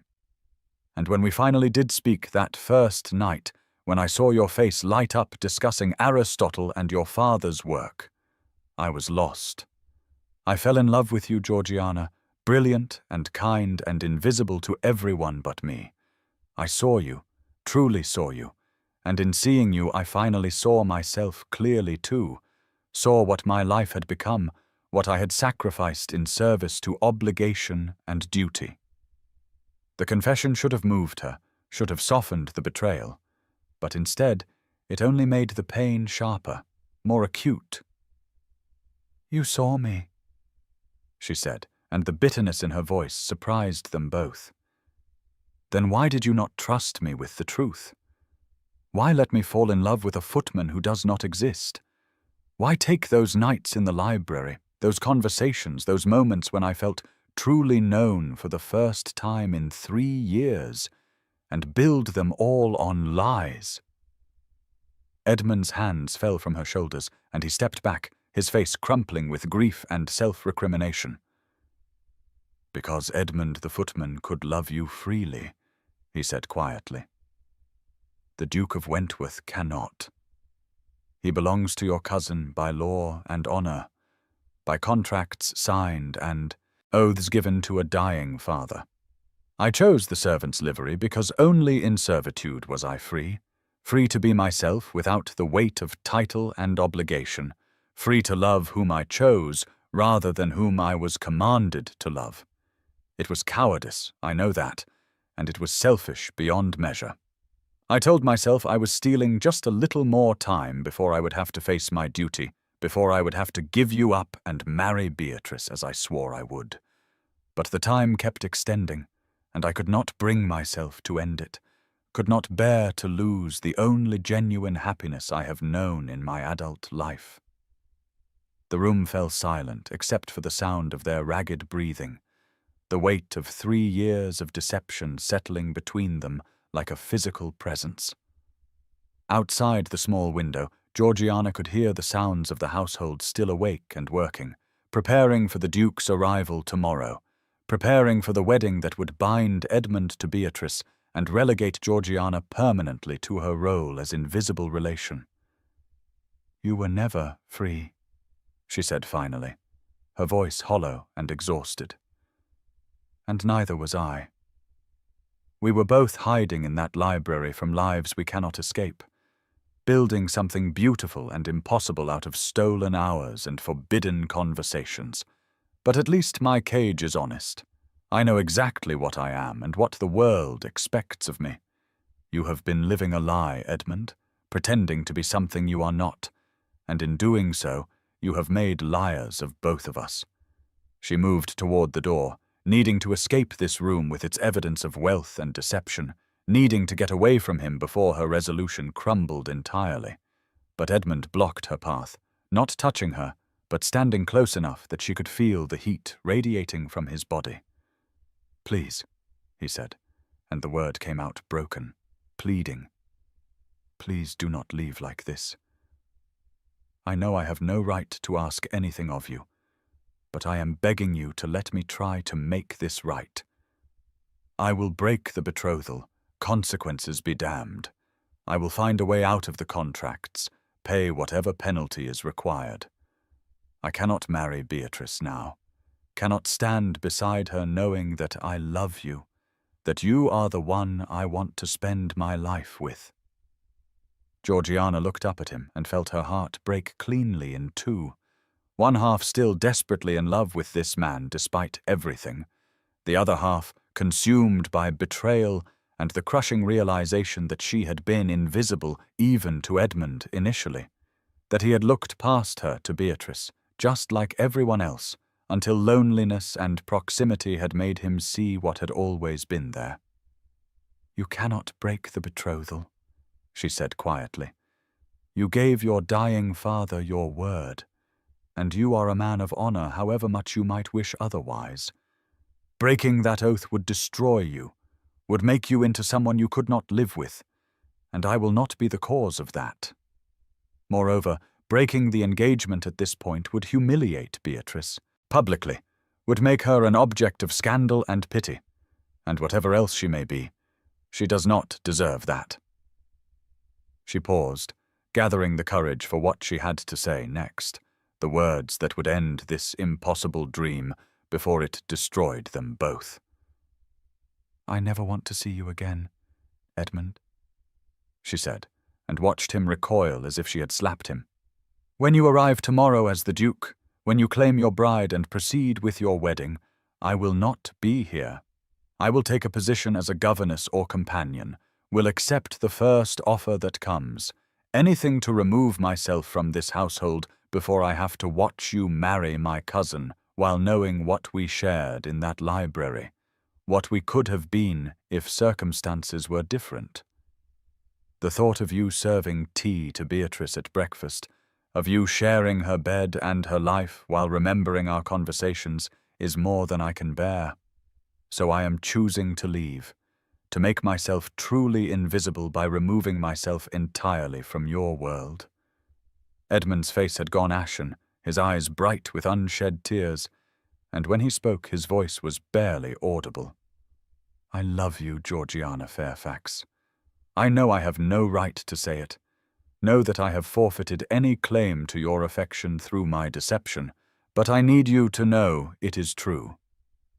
You are the finest person I have ever known, brilliant and kind and genuine in ways I had forgotten were possible in my world of obligation and performance. If I could choose freely, if I were truly free as I pretended to be in that library, I would choose you without hesitation. I would choose you over duty, over honor, over everything." The declaration hung in the air between them, beautiful and terrible and completely useless, because they both knew that in the world they inhabited, love was not enough to overcome the barriers of obligation and station that separated them. Georgiana felt tears sliding down her face, hot and bitter, mourning not just for what they had lost, but for what they had never truly had, built as it was on foundations of lies and impossible circumstances. "Goodbye, Edmund," she whispered, and this time when she moved toward the door he did not try to stop her. She fled down the corridor and back through the warren of passages to the main house, her candle extinguished and forgotten, navigating by memory and desperate need to escape. Behind her she heard no pursuit, no calls for her to return, only the terrible silence of a dream dying. And when she finally reached her own small chamber, she collapsed on the bed and wept as she had not wept since her father's death. Great wrenching sobs that shook her entire body. She cried for the loss of Edmund, for the betrayal of trust, for the 3 years she had been invisible while he studied her family and prepared to marry her cousin, for the 6 weeks of perfect connection that had been built on deception and could never be recovered. Most of all, she cried for the cruel joke of finally being seen, truly known and valued, only to discover that the man who saw her belonged to someone else by bonds that could not be broken, that the library sanctuary where they had been equals existed outside the real world and could not withstand the harsh light of truth and obligation that now flooded in to drown it. 3 days passed in a blur of misery and desperate planning, Georgiana making inquiries about positions as governess or companion, while avoiding any part of the house where she might encounter Edmund, staying in her chamber except when absolutely necessary, and taking her meals on a tray rather than face the dining room where he might appear to serve. She had written to 3 families of her acquaintance seeking employment, humiliating letters in which she offered her services, teaching young ladies the accomplishments expected of their station, and she waited for responses that would provide her escape from Ashwood Hall before the wedding, that would bind Edmund to Beatrice and trap Georgiana in a household where every breakfast would be torture, every glimpse of the Duke and his new Duchess a knife twisting in her chest. On the afternoon of the 3rd day, the day the Duke of Wentworth was finally expected to arrive and claim his bride, Georgiana stood at her chamber window, watching the drive with a kind of sick fascination, unable to look away, even though every moment of the spectacle felt like a fresh wound. The household had assembled in the entrance hall in full ceremonial array, Lord Ashwood in his finest coat, Beatrice resplendent in a gown of pale blue silk that must have cost a fortune, servants lined up in perfect rows to greet the master, who would soon be family. Georgiana had pleaded illness to avoid participating in the welcome, claiming a headache that was not entirely feigned, and from her vantage point 3 floors above the scene, she watched the Duke's carriage appear at the end of the long tree-lined drive, a magnificent equipage pulled by 4 matched greys, the Wentworth coat of arms emblazoned on the door in gilt and azure. The carriage rolled to a stop before the entrance, and footmen rushed to open the door, and Georgiana held her breath, dreading and desperate in equal measure to finally see Edmund as himself, to witness the transformation from servant to Duke that would make their impossible situation horrifyingly real. But the man who emerged from the carriage was not Edmund. He was tall and fair-haired, where Edmund was dark, broader in the shoulders and perhaps a few years older, dressed in the height of fashion with an elegance that spoke of wealth and breeding. Georgiana's mind struggled to process what she was seeing, confused and disoriented, until the stranger turned his face toward the window where she stood, and she caught a glimpse of his expression, the barely suppressed amusement of someone playing a role he found entertaining, and understanding crashed over her with dizzying force. This was not the Duke, or rather, he was playing the Duke, standing in for Edmund in some elaborate charade whose purpose she could not yet fathom. Lord Ashwood rushed forward with effusive greetings. Beatrice curtsied with practised grace, and the false Duke accepted their welcome with the easy authority of someone accustomed to deference, allowing himself to be escorted into the house, while servants scurried to unload luggage from the second carriage that had pulled up behind the first. Georgiana stood frozen at her window, her mind racing through possibilities, until a knock at her chamber door made her jump. She opened it to find one of the housemaids, a young girl named Mary, holding a sealed note. "For you, miss," the girl said, her eyes wide with curiosity and something that might have been conspiracy. From one of the footmen, he said it was urgent. She took the note with trembling hands and waited until Mary had departed before breaking the seal. Inside, in Edmund's familiar hand, was a single sentence that made her heart lurch painfully in her chest. "Trust me, please. Come to dinner tonight. You will understand everything." She should burn the note, should refuse to participate in whatever scheme Edmund had concocted, should maintain the distance she had sworn to keep between them. But curiosity warred with caution, and beneath both emotions ran a current of desperate hope she could not quite extinguish, the treacherous wondering if perhaps Edmund had found a way out of the impossible situation that bound them both.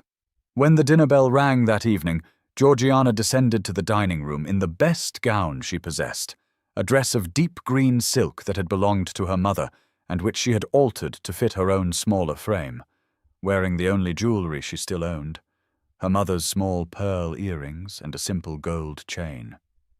She looked presentable, if not fashionable, certainly nothing compared to Beatrice's splendor, but something in her refused to appear before this false Duke looking like the poor relation she was, refused to give Beatrice the satisfaction of outshining her completely on this night of all nights. The dining room blazed with what must have been 200 candles, the crystal chandeliers ablaze, every piece of silver polished to mirror brightness, the table set with the finest china and linens that Ashwood Hall possessed. Beatrice held court at the centre of attention, positioned beside the false Duke, who introduced himself as the Duke of Wentworth with such conviction that Georgiana almost doubted her own eyes, almost believed she had imagined seeing Edmund emerge from that carriage. But then she noticed Edmund himself, standing in his usual position by the sideboard in full footman's livery, his face carefully neutral, and the audacity of the deception took her breath away. How did Edmund dare this charade, this elaborate performance with a substitute duke while he continued to play the servant, and what could he possibly hope to accomplish except to delay the inevitable moment when truth would emerge and destroy them all? Lord Ashwood fawned over the false Duke with embarrassing obsequiousness, praising the Wentworth estates and bloodline, calculating aloud the advantages of the connection, while Beatrice simpered and preened, clearly delighted with her handsome Duke, who looked exactly as a Duke should look, tall and fair and elegant, nothing like the dark intensity of Edmund serving wine around the table with silent efficiency. Georgiana took her usual seat near the draughty window, expecting to be ignored as always, but to her shock, the false Duke turned his attention to her almost immediately. His eyes, which she now noticed were a startling shade of blue, fixed on her with what appeared to be genuine interest. "Miss Georgiana," he said, his voice cultured and pleasant, "I understand your father was the renowned Professor Edmund Fairfax. His work on Athenian pottery revolutionized the field, combining archaeological evidence with textual analysis in ways that changed how we understand ancient domestic life.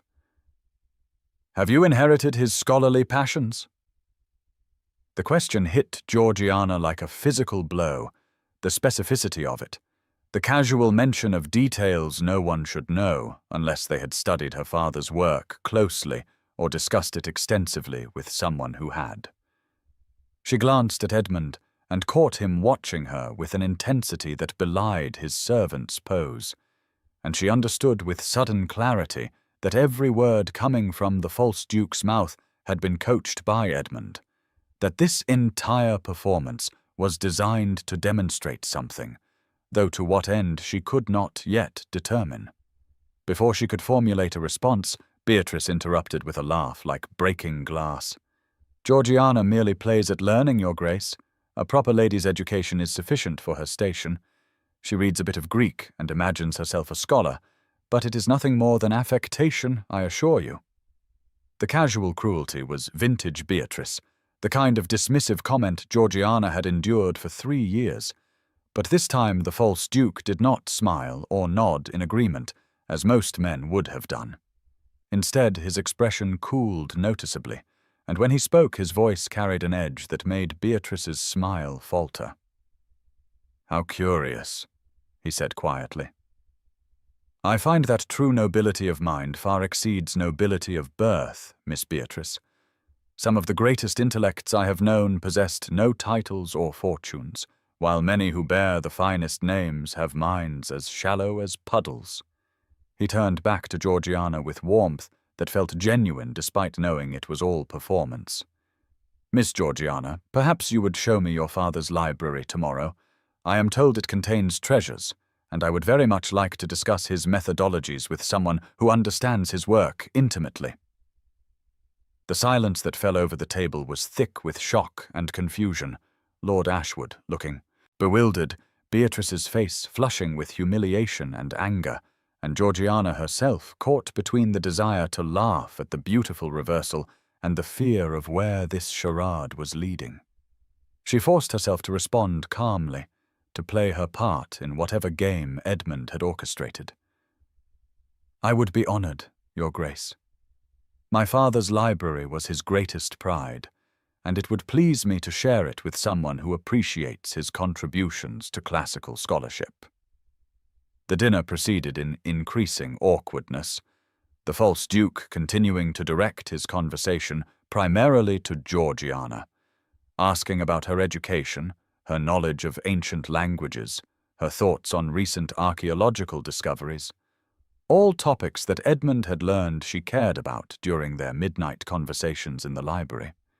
Beatrice grew increasingly petulant, trying repeatedly to redirect the duke's attention to herself, complaining about the wedding preparations, displaying her ring, describing the renovations she planned to make to Wentworth Abbey once she became its mistress.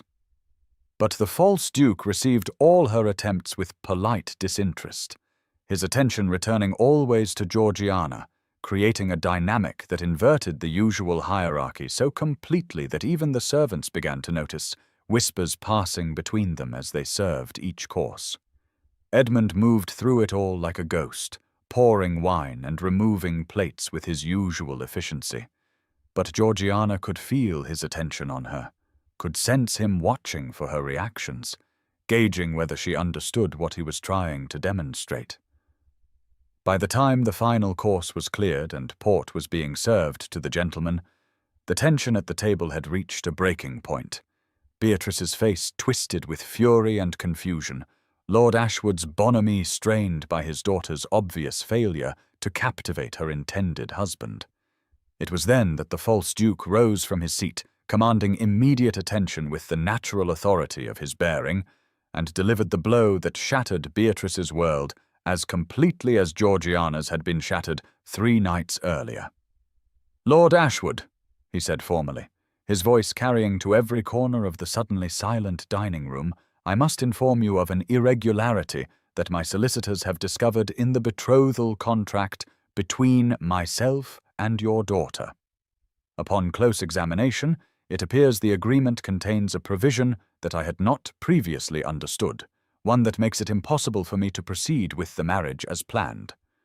Lord Ashwood surged to his feet, his face reddening with alarm. "Your Grace, surely any irregularity can be resolved. My daughter has prepared for this marriage for months. The invitations have been sent, the arrangements made. What possible provision could prevent the wedding from proceeding?"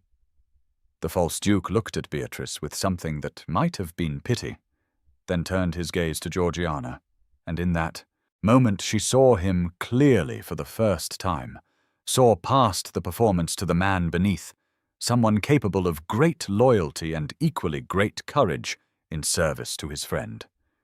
"The irregularity is one of the heart, Lord Ashwood.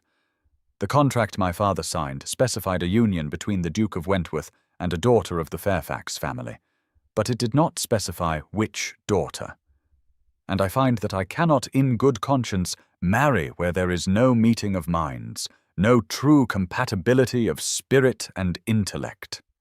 Your daughter Beatrice is undoubtedly beautiful and accomplished in all the ways society values, but she is not the Fairfax daughter I choose. The contract, therefore, is void, as I cannot be compelled to marry against the fundamental principle of mutual respect and intellectual partnership." The words fell like stones into still water, their impact spreading in waves of shock and scandal. Beatrice made a sound somewhere between a gasp and a sob, her face draining of colour, and Lord Ashwood sputtered incoherent protests while the assembled servants stood frozen in various attitudes of disbelief. Georgiana felt the room spin around her, understanding flooding in with dizzying force.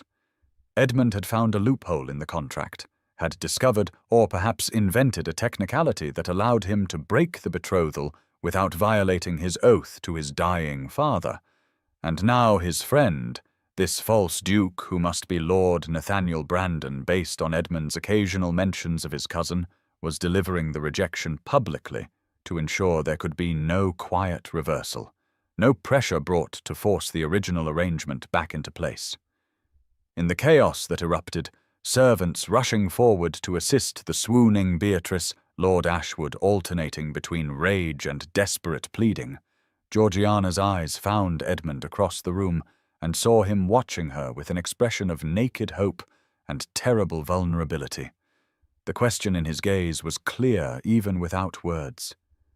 "Can you forgive me? Will you trust me? Will you give me the chance to make this right?" She could not answer, could not process the enormity of what had just occurred. And so she did what she always did when the world became too much to bear. She fled to the library, hearing the sounds of pandemonium fading behind her as she ran through the familiar corridors to the one place that had always offered sanctuary.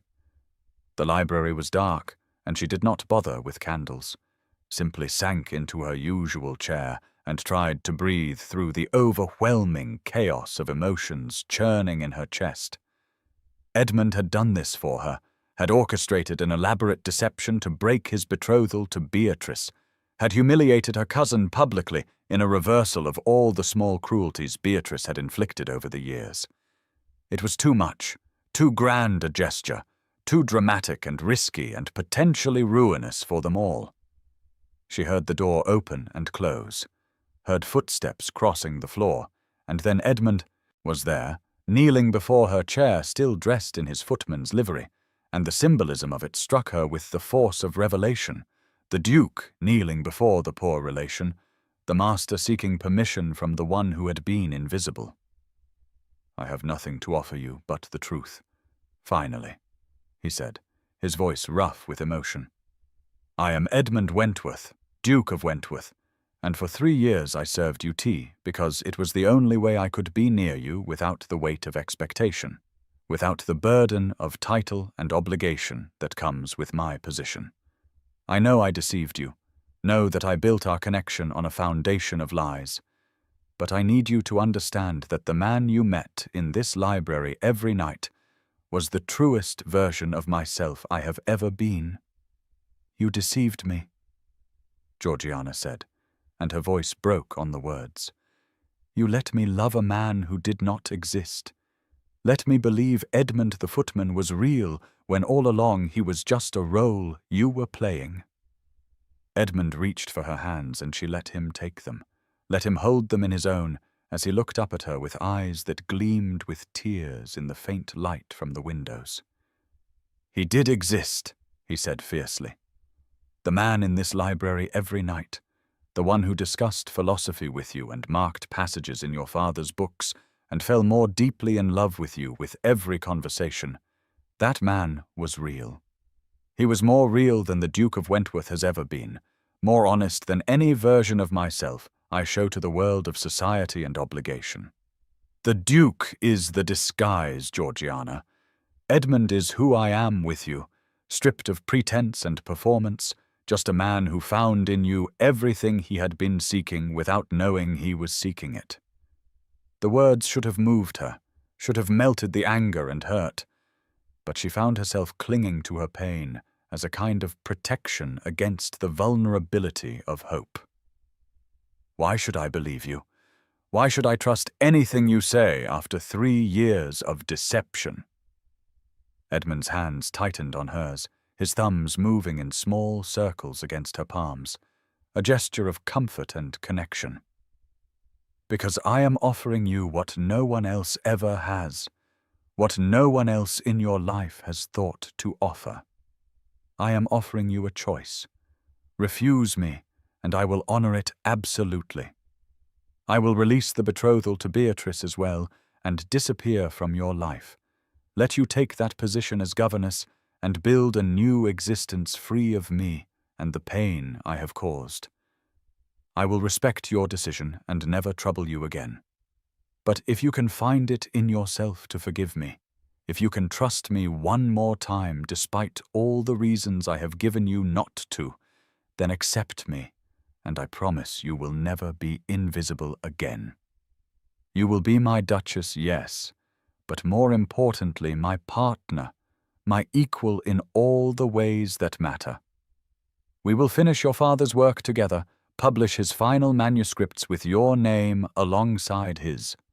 We will build a life of meaning, not merely position, of genuine connection, not social performance.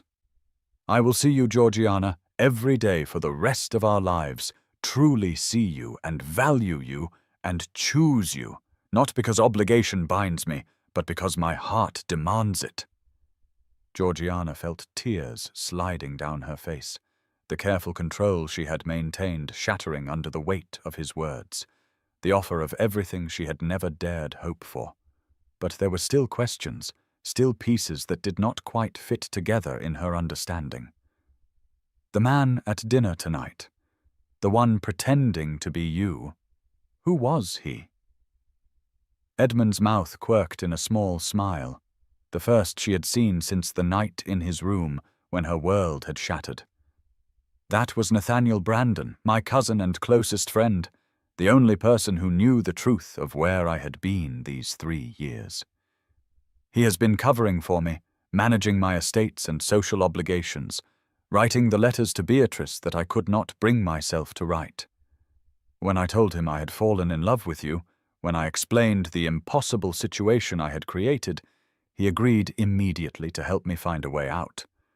The loophole in the contract about which Fairfax's daughter was not actually in the original agreement, we invented it together, knowing that the scandal of the Duke rejecting his betrothed publicly would be severe enough that your uncle would not dare challenge it legally for fear of making the humiliation even worse. It was ruthless and it was cruel to Beatrice, but I could see no other way to free myself from the obligation while still honoring the spirit of my promise to my father."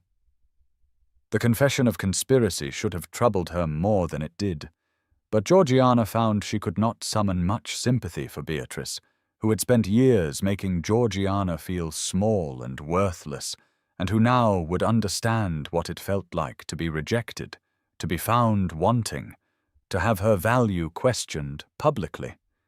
It was not kind to feel satisfaction in her cousin's humiliation, but Georgiana was discovering that 3 years of invisible servitude had left her with less charity toward her tormentors than she might have hoped. "What happens now?" she asked quietly. "If I accept you, if I agree to this impossible proposal, what becomes of Beatrice and my uncle? What becomes of us?" Edmund shifted his position, moving closer, his hands still holding hers as if afraid she might disappear if he let go. "Beatrice will recover," he said with more confidence than Georgiana felt. "She is young and beautiful, and her portion is substantial. She will find another husband, perhaps one better suited to her temperament than a duke who values scholarship over social position. Your uncle will bluster and threaten, but ultimately accept the situation because he has no choice, and because having a niece who is a duchess, even if she was not his preferred niece, still grants him social advantage. As for us, we will marry quickly and quietly, no grand ceremony to rival what was planned for Beatrice, just a simple service that joins us legally and allows us to begin building the life I described. We will face scandal, certainly. Society will gossip about the duke who rejected his beautiful betrothed for her poor relation, but we will face it together, and in time other scandals will eclipse ours, and we will be left in peace to pursue the work that matters to us." He paused, his eyes searching her face in the dim light. "But none of that matters if you cannot forgive me, Georgiana. I kneel before you not as a duke demanding obedience, but as a man begging for grace. I love you with everything I am, and I am asking you to take a chance on us, to trust that what we built in this library over 6 weeks of midnight conversations was real and strong enough to survive the revelation of my deception." Spring rain had begun to fall outside the tall windows, a soft percussion that seemed to wash away the remnants of winter, and Georgiana looked at Edmund kneeling before her in his footman's livery and saw him clearly for the first time, not the servant and not the duke, but simply the man, flawed and frightened, and offering her his heart with a vulnerability that must terrify him. She thought of her father, who had always told her that true partnership required intellectual equality and mutual respect, that the greatest marriages were those between minds as much as bodies. She thought of the 6 weeks of conversations, of marked passages in books and debates about philosophy, of feeling truly known for the first time since her father's death. And she thought of the alternative, of refusing him and taking a position as governess, of spending her life teaching other people's children while burying her own intellect and passion in service to strangers. The choice crystallized with sudden clarity, not between forgiveness and anger, not between trust and caution, but between fear and courage, between clinging to the safety of invisibility and risking everything for the possibility of being truly seen. She reached out and touched Edmund's face, letting her fingers trace the line of his jaw, the curve of his cheek, learning the geography of this man who had served her tea for 3 years while secretly loving her. "Yes," she said simply, and watched his expression transform with joy and relief and something very like wonder. "Yes, I will marry you, Edmund Wentworth. I will take the risk and trust you and build this impossible life together. But know this, if you ever serve me tea again as a footman, I shall throw it in your face, because I want you as my partner and my equal, not my servant pretending humility he does not feel." Edmund laughed then, a sound of pure happiness, and rose from his knees to pull her into his arms, holding her with a fierceness that spoke of how much he had feared she would refuse. They married 3 weeks later in the small chapel on the Wentworth estates in Northumberland, a ceremony attended by only a handful of witnesses, including Nathaniel Brandon, who had played his part so brilliantly, and Mrs. Whitmore, who had kept Edmund's secret for 3 years, with a loyalty that spoke of deep affection and respect. Georgiana wore a simple gown of ivory silk, no veil or elaborate trappings, and carried a small bouquet of wildflowers picked from the estate gardens that morning. Edmund stood waiting for her at the altar, no longer in footman's livery, but dressed as himself finally, as the Duke of Wentworth. Yet when she looked at him, she saw only Edmund, the man who had knelt before her in the library and offered her partnership instead of possession, freedom instead of constraint. The ceremony was brief and deeply felt, the words of the service taking on weight and meaning as they spoke their vows, promising to honor and cherish, to build a life together based on mutual respect and genuine love rather than social obligation or dynastic necessity. When the vicar pronounced them man and wife, when Edmund kissed her for the first time, as her husband, Georgiana felt something fundamental shift inside her, the realization that she was no longer invisible, no longer the poor relation tolerated on sufferance, but rather the Duchess of Wentworth, with all the power and position that title conveyed. Yet more importantly, she was Edmund's chosen partner, his equal in the ways that truly mattered. The scandal had been every bit as severe as Edmund predicted, society buzzing with gossip about the Duke, who had rejected his beautiful betrothed for her plain cousin, speculation running wild about what could possibly have motivated such a shocking reversal. Some whispered that Beatrice must have been discovered in some compromising situation. Others suggested that Georgiana had used some form of witchcraft or manipulation to ensnare the Duke, and still others claimed the entire betrothal to Beatrice had been a misunderstanding from the start, and the Duke had always intended to marry the scholarly Miss Georgiana.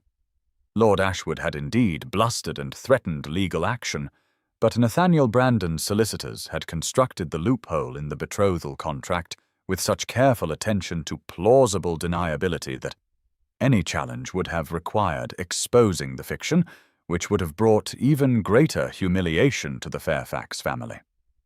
In the end, Lord Ashwood had accepted a substantial financial settlement from the duchy in exchange for his silence and agreement, enough money to save his estates from the creditors Georgiana had not known were circling, and he retreated to Ashwood Hall to lick his wounds and avoid society's knowing looks. Beatrice had taken to her bed for a week following the rejected engagement, weeping and raging by turns. But youth and vanity proved resilient, and within a month she had emerged with renewed determination to find a husband who would appreciate her properly. The ton had expected her to retreat from society in shame, but Beatrice surprised everyone by holding her head high and declaring that she had had a narrow escape from a duke who clearly valued dusty books over proper feminine accomplishments, and she would find a husband whose tastes were more aligned with her own. 6 months after the wedding, as autumn painted the Northumberland countryside in shades of amber and gold, Georgiana stood in the library at Wentworth Abbey and marvelled at the transformation that had occurred not just in the physical space, but in her entire existence. The Abbey itself was a magnificent estate, far grander than Ashwood Hall, with grounds that stretched for miles and architecture that dated back 3 centuries. But when Edmund had first brought her here as his bride, she had found it curiously lifeless, a museum of inherited treasures, maintained by servants but not truly inhabited, rooms kept pristine but empty of warmth or purpose. Together they had changed that, breathing life and meaning into the ancient stones. The library had been Edmund's wedding gift to her, a vast room on the ground floor with windows overlooking the rose gardens, and he had spared no expense in expanding the collection and creating a research centre that would honour her father's memory while advancing the field of classical studies. Scholars came from Oxford and Cambridge, from universities in Germany and France and Italy, to study the manuscripts and artefacts Georgiana had assembled, to collaborate on research projects, to engage in the kind of intellectual exchange her father had valued above all else. The house hummed with conversation and debate, visiting academics, staying for weeks or months at a time. And Georgiana had discovered that she possessed a gift for facilitating these scholarly communities, for asking questions that sparked new insights, for connecting researchers whose work might complement each other in unexpected ways. She had established the Fairfax Research Centre in her father's name, funded generously by the duchy, and already it was gaining recognition as one of the premier institutions for the study of ancient Greek culture and archaeology. Edmund had thrown himself into the management of his estates with an energy and innovation that surprised his stewards and tenants alike, implementing agricultural reforms based on the latest scientific methods, establishing schools on his lands so that the children of his workers might receive education regardless of their family's ability to pay, creating programs to support widows and orphans and those who had fallen on hard times through no fault of their own. He had shed the typical trappings of aristocratic life, the endless rounds of social calls and fashionable entertainments, instead focusing on work that he found meaningful, that allowed him to use his position and wealth to create genuine positive change. He and Georgiana made an unconventional duke and duchess, preferring quiet evenings discussing philosophy to glittering balls, hosting scholars and reformers rather than the cream of the ton, but they were happy in ways that defied society's narrow definitions of proper aristocratic behavior. On a particular evening in late October, as the sun set early and cast golden light through the tall windows of their private library within the larger Abbey library, Georgiana sat in her favorite chair, reviewing the page proofs of her father's final manuscript. She had spent 6 months completing the work he had left unfinished at his death, analyzing the pottery fragments from his final excavation, writing the chapters on dating methodology and cultural significance that he had outlined but never drafted, and now the book was going to press with both their names on the title page, Professor Edmund Fairfax and Lady Georgiana Wentworth. The Times had already published a review calling it groundbreaking work that would reshape understanding of Athenian domestic life, and the Archaeological Society had written to inform her that they wished to award her father a posthumous medal for his contributions to the field. She held the letter from the society in her hands, reading it again with a mixture of pride and grief, wishing her father could have lived to see his work completed and recognized, yet knowing that he would have been proud of her for finishing what he started. They are calling it groundbreaking work, completed by his daughter, the Duchess of Wentworth, she said aloud, looking up to where Edmund sat across from her in his own chair, reviewing reports from his estate managers. Father would have been proud. Edmund set aside his papers and smiled at her, that particular smile he reserved for moments when she accomplished something significant, a look of such genuine pleasure in her success that it still had the power to make her heart skip. He would have been proud, not because you are a duchess, he said gently, but because you are a brilliant scholar who had the courage and dedication to complete complex work to the highest standards. The title merely gives you the platform to be heard, Georgiana. The work itself is what matters, and it is exceptional. He rose and moved to the small table where their tea service sat, an elaborate silver set that had been in the Wentworth family for generations, and proceeded to pour her tea with exaggerated footman formality, his posture perfect, his movements precise. "More tea, Your Grace," he intoned in a carefully neutral servant's voice, and Georgiana laughed as she always did when he performed this particular ritual, the private joke that never seemed to lose its charm. "You know I fell in love with you when you were Edmund the footman," she said, accepting the cup he offered with both hands, their fingers brushing in the familiar gesture that still sent warmth through her. "Sometimes I miss him, that quiet man who served my breakfast and said so little but saw so much." Edmund settled back into his chair, his own cup in hand, and his expression turned thoughtful and tender. "He is still here," he said softly. "He is the part of me that knows the truest wealth is not the title or the estate or the social position. It is this, you and me and our work and our life together. Everything else is just livery I wear for the world, the costume of duke that I put on when necessary, but which has nothing to do with who I really am. Who I really am is the man who spent 3 years watching you move through Ashwood Hall, being invisible to everyone else, and falling more deeply in love with you every day, even when I did not yet have the courage to act on those feelings." Georgiana set down her teacup and moved to sit on the arm of Edmund's chair, a casual intimacy that would have scandalized proper society, but which felt natural and right in the privacy of their library. "Do you ever regret those 3 years?" she asked, a question that had troubled her occasionally in the months since their marriage. "Living as a servant, hiding who you were, wasting time that you could have spent managing your estates or taking your place in society?" Edmund's arm came around her waist, holding her secure, and he looked up at her with absolute certainty. "Never," he said firmly. "Those years taught me that worth is not bestowed by birth, but earned by character, that the accidents of title and inheritance have nothing to do with a person's true value. You were invisible to everyone else at Ashwood, overlooked and undervalued, but you were the only person I truly saw, the only one whose opinions mattered, whose company I sought, whose approval I craved. And in seeing you, in learning to value what you valued and respect what you respected, I finally saw myself clearly too, saw how empty my life had been before, how much of it had been performance and obligation with no genuine meaning underneath. Those 3 years of service were the most honest years of my life until I married you, and I would not trade them for anything."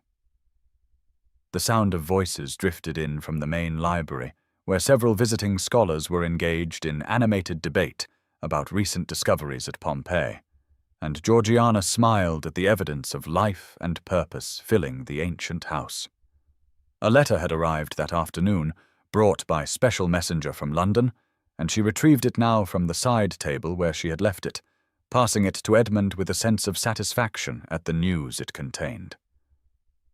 "Beatrice has married," she said, watching Edmund's face as he read the brief note from her uncle. A merchant named Thomas Gardiner, extremely wealthy from trade with India, well below her in social standing by aristocratic measures, but apparently well suited to her in temperament. Uncle writes that she is happy, that she has taken charge of managing several of her husband's business ventures and shows considerable aptitude for commerce.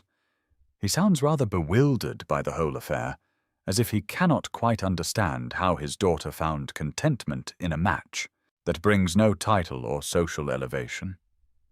Edmund finished reading and set the letter aside with a thoughtful expression. "Good for Beatrice," he said, and sounded as if he meant it. She needed someone who would value her for her strengths rather than simply her beauty and connections. Someone who would give her real work to do rather than relegating her to ornamental status. A merchant who needs a partner in managing his enterprises will appreciate her organizational skills and her social confidence in ways a duke seeking a decorative wife never could.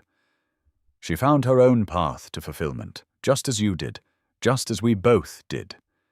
It seems none of us fit the roles society assigned us, and we are all better for having the courage to step outside those constraints. The thought of Beatrice managing business affairs and thriving in trade rather than aristocratic society struck Georgiana as deliciously ironic. The beautiful cousin who had spent years mocking Georgiana's intellectual pursuits, now finding her own purpose in work that society would consider equally inappropriate for a lady. Perhaps they were not so different after all, she and Beatrice, both women seeking meaning and agency in a world that offered them only ornamental roles, both finding happiness by defying expectations and building lives on their own terms. "Uncle Ashwood has lost the social standing he craved," Edmund observed, returning to the letter, "but it does not seem to have taught him anything. He still measures worth in titles and connections, still cannot understand why his daughters chose as they did. Some people never learn to value what truly matters." Georgiana thought of her uncle, bitter and diminished in his provincial estate, clinging to the empty prestige of having been almost connected to a duke, and felt only a distant pity for him. He had taught her an important lesson, though, shown her through negative example what happened when one valued position over character, appearance over substance, and she was grateful for that education, even if it had been painful to acquire. The evening deepened, the golden light fading to blue dusk, and Edmund lit candles around their private sitting area, creating a warm glow that pushed back the autumn darkness. They returned to their respective work, Georgiana making notes on a new research project examining trade routes between Athens and Sparta, Edmund reviewing plans for a new school he intended to establish in the village nearest Wentworth Abbey. But the silence between them was comfortable and companionable, the easy quiet of two people who need not fill every moment with conversation because their connection runs deeper than words. After perhaps an hour, Georgiana set aside her notes and simply watched Edmund as he worked, this man who had transformed her life so completely, who had seen her when she was invisible to everyone else, who had chosen her over duty and obligation and society's expectations. I never thanked you properly. I thanked you for serving me tea all those mornings at Ashwood, she said softly, drawing his attention from his papers. It was the kindest thing anyone ever did for me, being present and constant and there every morning without fail. I did not understand it at the time, did not recognize it for what it was, but you were showing me every day that I mattered, that someone saw me even when I felt most invisible. Edmund set aside his work and reached for her hand, bringing it to his lips in a gesture that managed to be both courtly and deeply intimate. "It was never service, my love," he said, his voice rough with emotion. "It was devotion from the very first morning, though it took me far too long to understand that myself. I told myself I was observing the household, studying the family I would join, performing my duties as a footman, but the truth was I was falling in love with you one teacup at a time, one perfectly ordinary morning after another. You became the center of my existence without my even realizing it was happening. And by the time I understood what you meant to me, I was so thoroughly caught that escape was impossible and undesirable. Those mornings serving your tea were the holiest ritual of my life, the moments when I could be near you and care for you in the only way my false position allowed." Georgiana felt tears prick at her eyes, overwhelmed by the gift of being loved like this, of being chosen and valued and seen so completely. She thought of the past 6 months, of the life they had built together at Wentworth Abbey, of the work they were both doing that gave meaning to their days and purpose to their privilege. She thought of the research center bearing her father's name, of the scholars who gathered here to advance human understanding of the ancient world, of the schools Edmund was establishing, and the reforms he was implementing that would improve the lives of hundreds of people who depended on the duchy. She thought of how invisible she had felt at Ashwood Hall, how she had believed herself to be without value or purpose, and marveled at the transformation that love and partnership had wrought. "Being invisible taught me to see clearly," she said finally, articulating a truth that had only recently become clear to her. "When no one is looking at you, when you are overlooked and dismissed, you learn to observe rather than perform, to notice details others miss, to develop your own judgments independent of society's opinions. Those 3 years at Ashwood, when I felt most worthless, were actually preparing me for this, teaching me to value substance over appearance, character over position, genuine connection over social performance. I learned to see people as they truly are rather than as they present themselves, and that is how I saw you, Edmund, saw past the footman's livery to the man beneath, recognized the intelligence and kindness and integrity that you were hiding from everyone else." Edmund pulled her from her chair into his lap, holding her close, and they sat together in the candle-lit library, listening to the distant sounds of the house around them, the scholars debating in the main library, the servants moving through their evening routines, the wind beginning to rise outside as autumn asserted itself. Through the tall windows, Georgiana could see the first stars appearing in the darkening sky, pinpricks of light against the gathering darkness, and she thought about how much had changed since that winter evening at Ashwood, when Beatrice announced her engagement, and Georgiana felt the walls of her small, constrained life closing in completely. She had believed then that she understood the boundaries of what was possible for someone in her position, had accepted that invisibility and dependence were her permanent conditions, but Edmund had shown her that the roles society assigned were not immutable facts, but rather costumes that could be shed, that identities could be chosen rather than simply accepted, that love could transform everything. The tea service sat on the table beside them, the silver gleaming in the candlelight, and Georgiana reached out to touch the handle of the pot that Edmund had used to serve her just an hour earlier. This simple object had been present at every significant moment of their relationship, she realized, from those early morning services at Ashwood, when Edmund was still just the invisible footman, through their midnight conversations in the library, to this evening at Wentworth Abbey, where they sat as equals and partners building a life of meaning together. The ritual had remained constant, even as everything else transformed, the pouring of tea from pot to cup, a thread of continuity connecting the woman she had been to the woman she had become. Sometimes the greatest love stories begin with the smallest gestures, she said quietly, more to herself than to Edmund.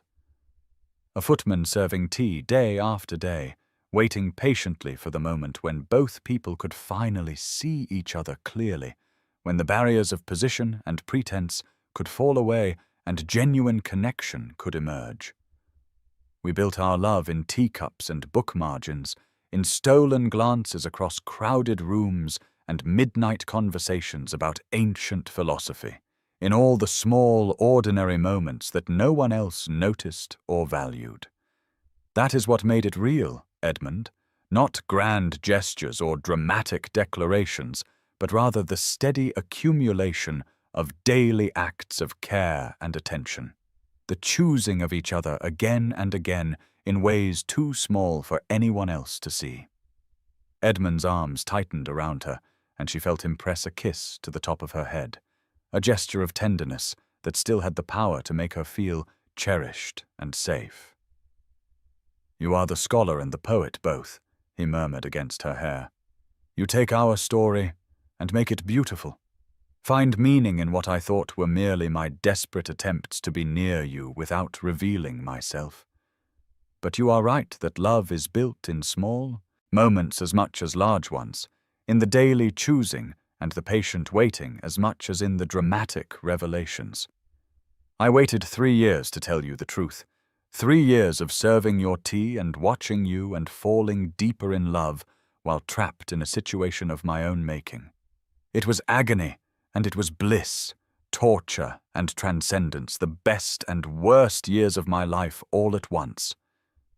And now we have this, a life beyond anything I imagined possible when I first took that position as footman, a partnership that validates everything I believed about what marriage could be if built on genuine respect and intellectual equality."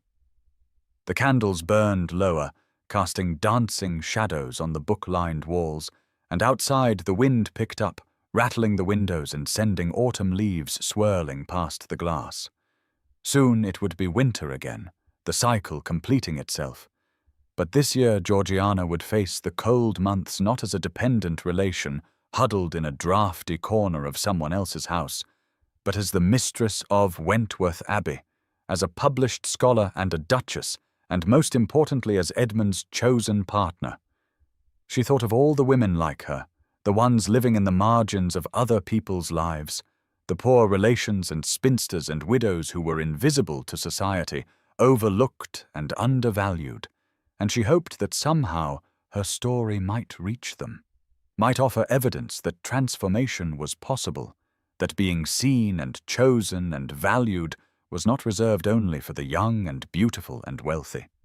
Every person possessed inherent worth, regardless of their social position or marital status or material circumstances, and the right partner was one who recognized and honored that worth, who offered freedom rather than constraint, partnership rather than possession. Edmund had given her all of that and more, had seen her when she was invisible and chosen her when she believed herself unchosen, had offered her not just his title and wealth, but his genuine self, flawed and vulnerable and courageously honest. In the main library beyond their private sanctuary, she could hear the scholars beginning to disperse for the evening, calling good nights to each other, their voices warm with the satisfaction of productive intellectual labor. This was the world she and Edmund had built together, a place where ideas mattered more than bloodlines, where contribution to human knowledge was valued over social position, where people were seen for who they truly were rather than what accidents of birth had made them. It was not perfect. There were still constraints imposed by their positions, still expectations they could not entirely escape, still moments when the weight of title and obligation pressed down heavily. But they faced those challenges together, partners in the truest sense, and that made all the difference. Georgiana shifted in Edmund's arms, turning to face him directly, and cupped his face in her hands, studying the features that had become so dear to her, the dark eyes that had watched her for 3 years before she even knew to look back, the mouth that could quote Aristotle and discuss archaeological methodology and kiss her until she forgot her own name, the face of the man who had transformed her world.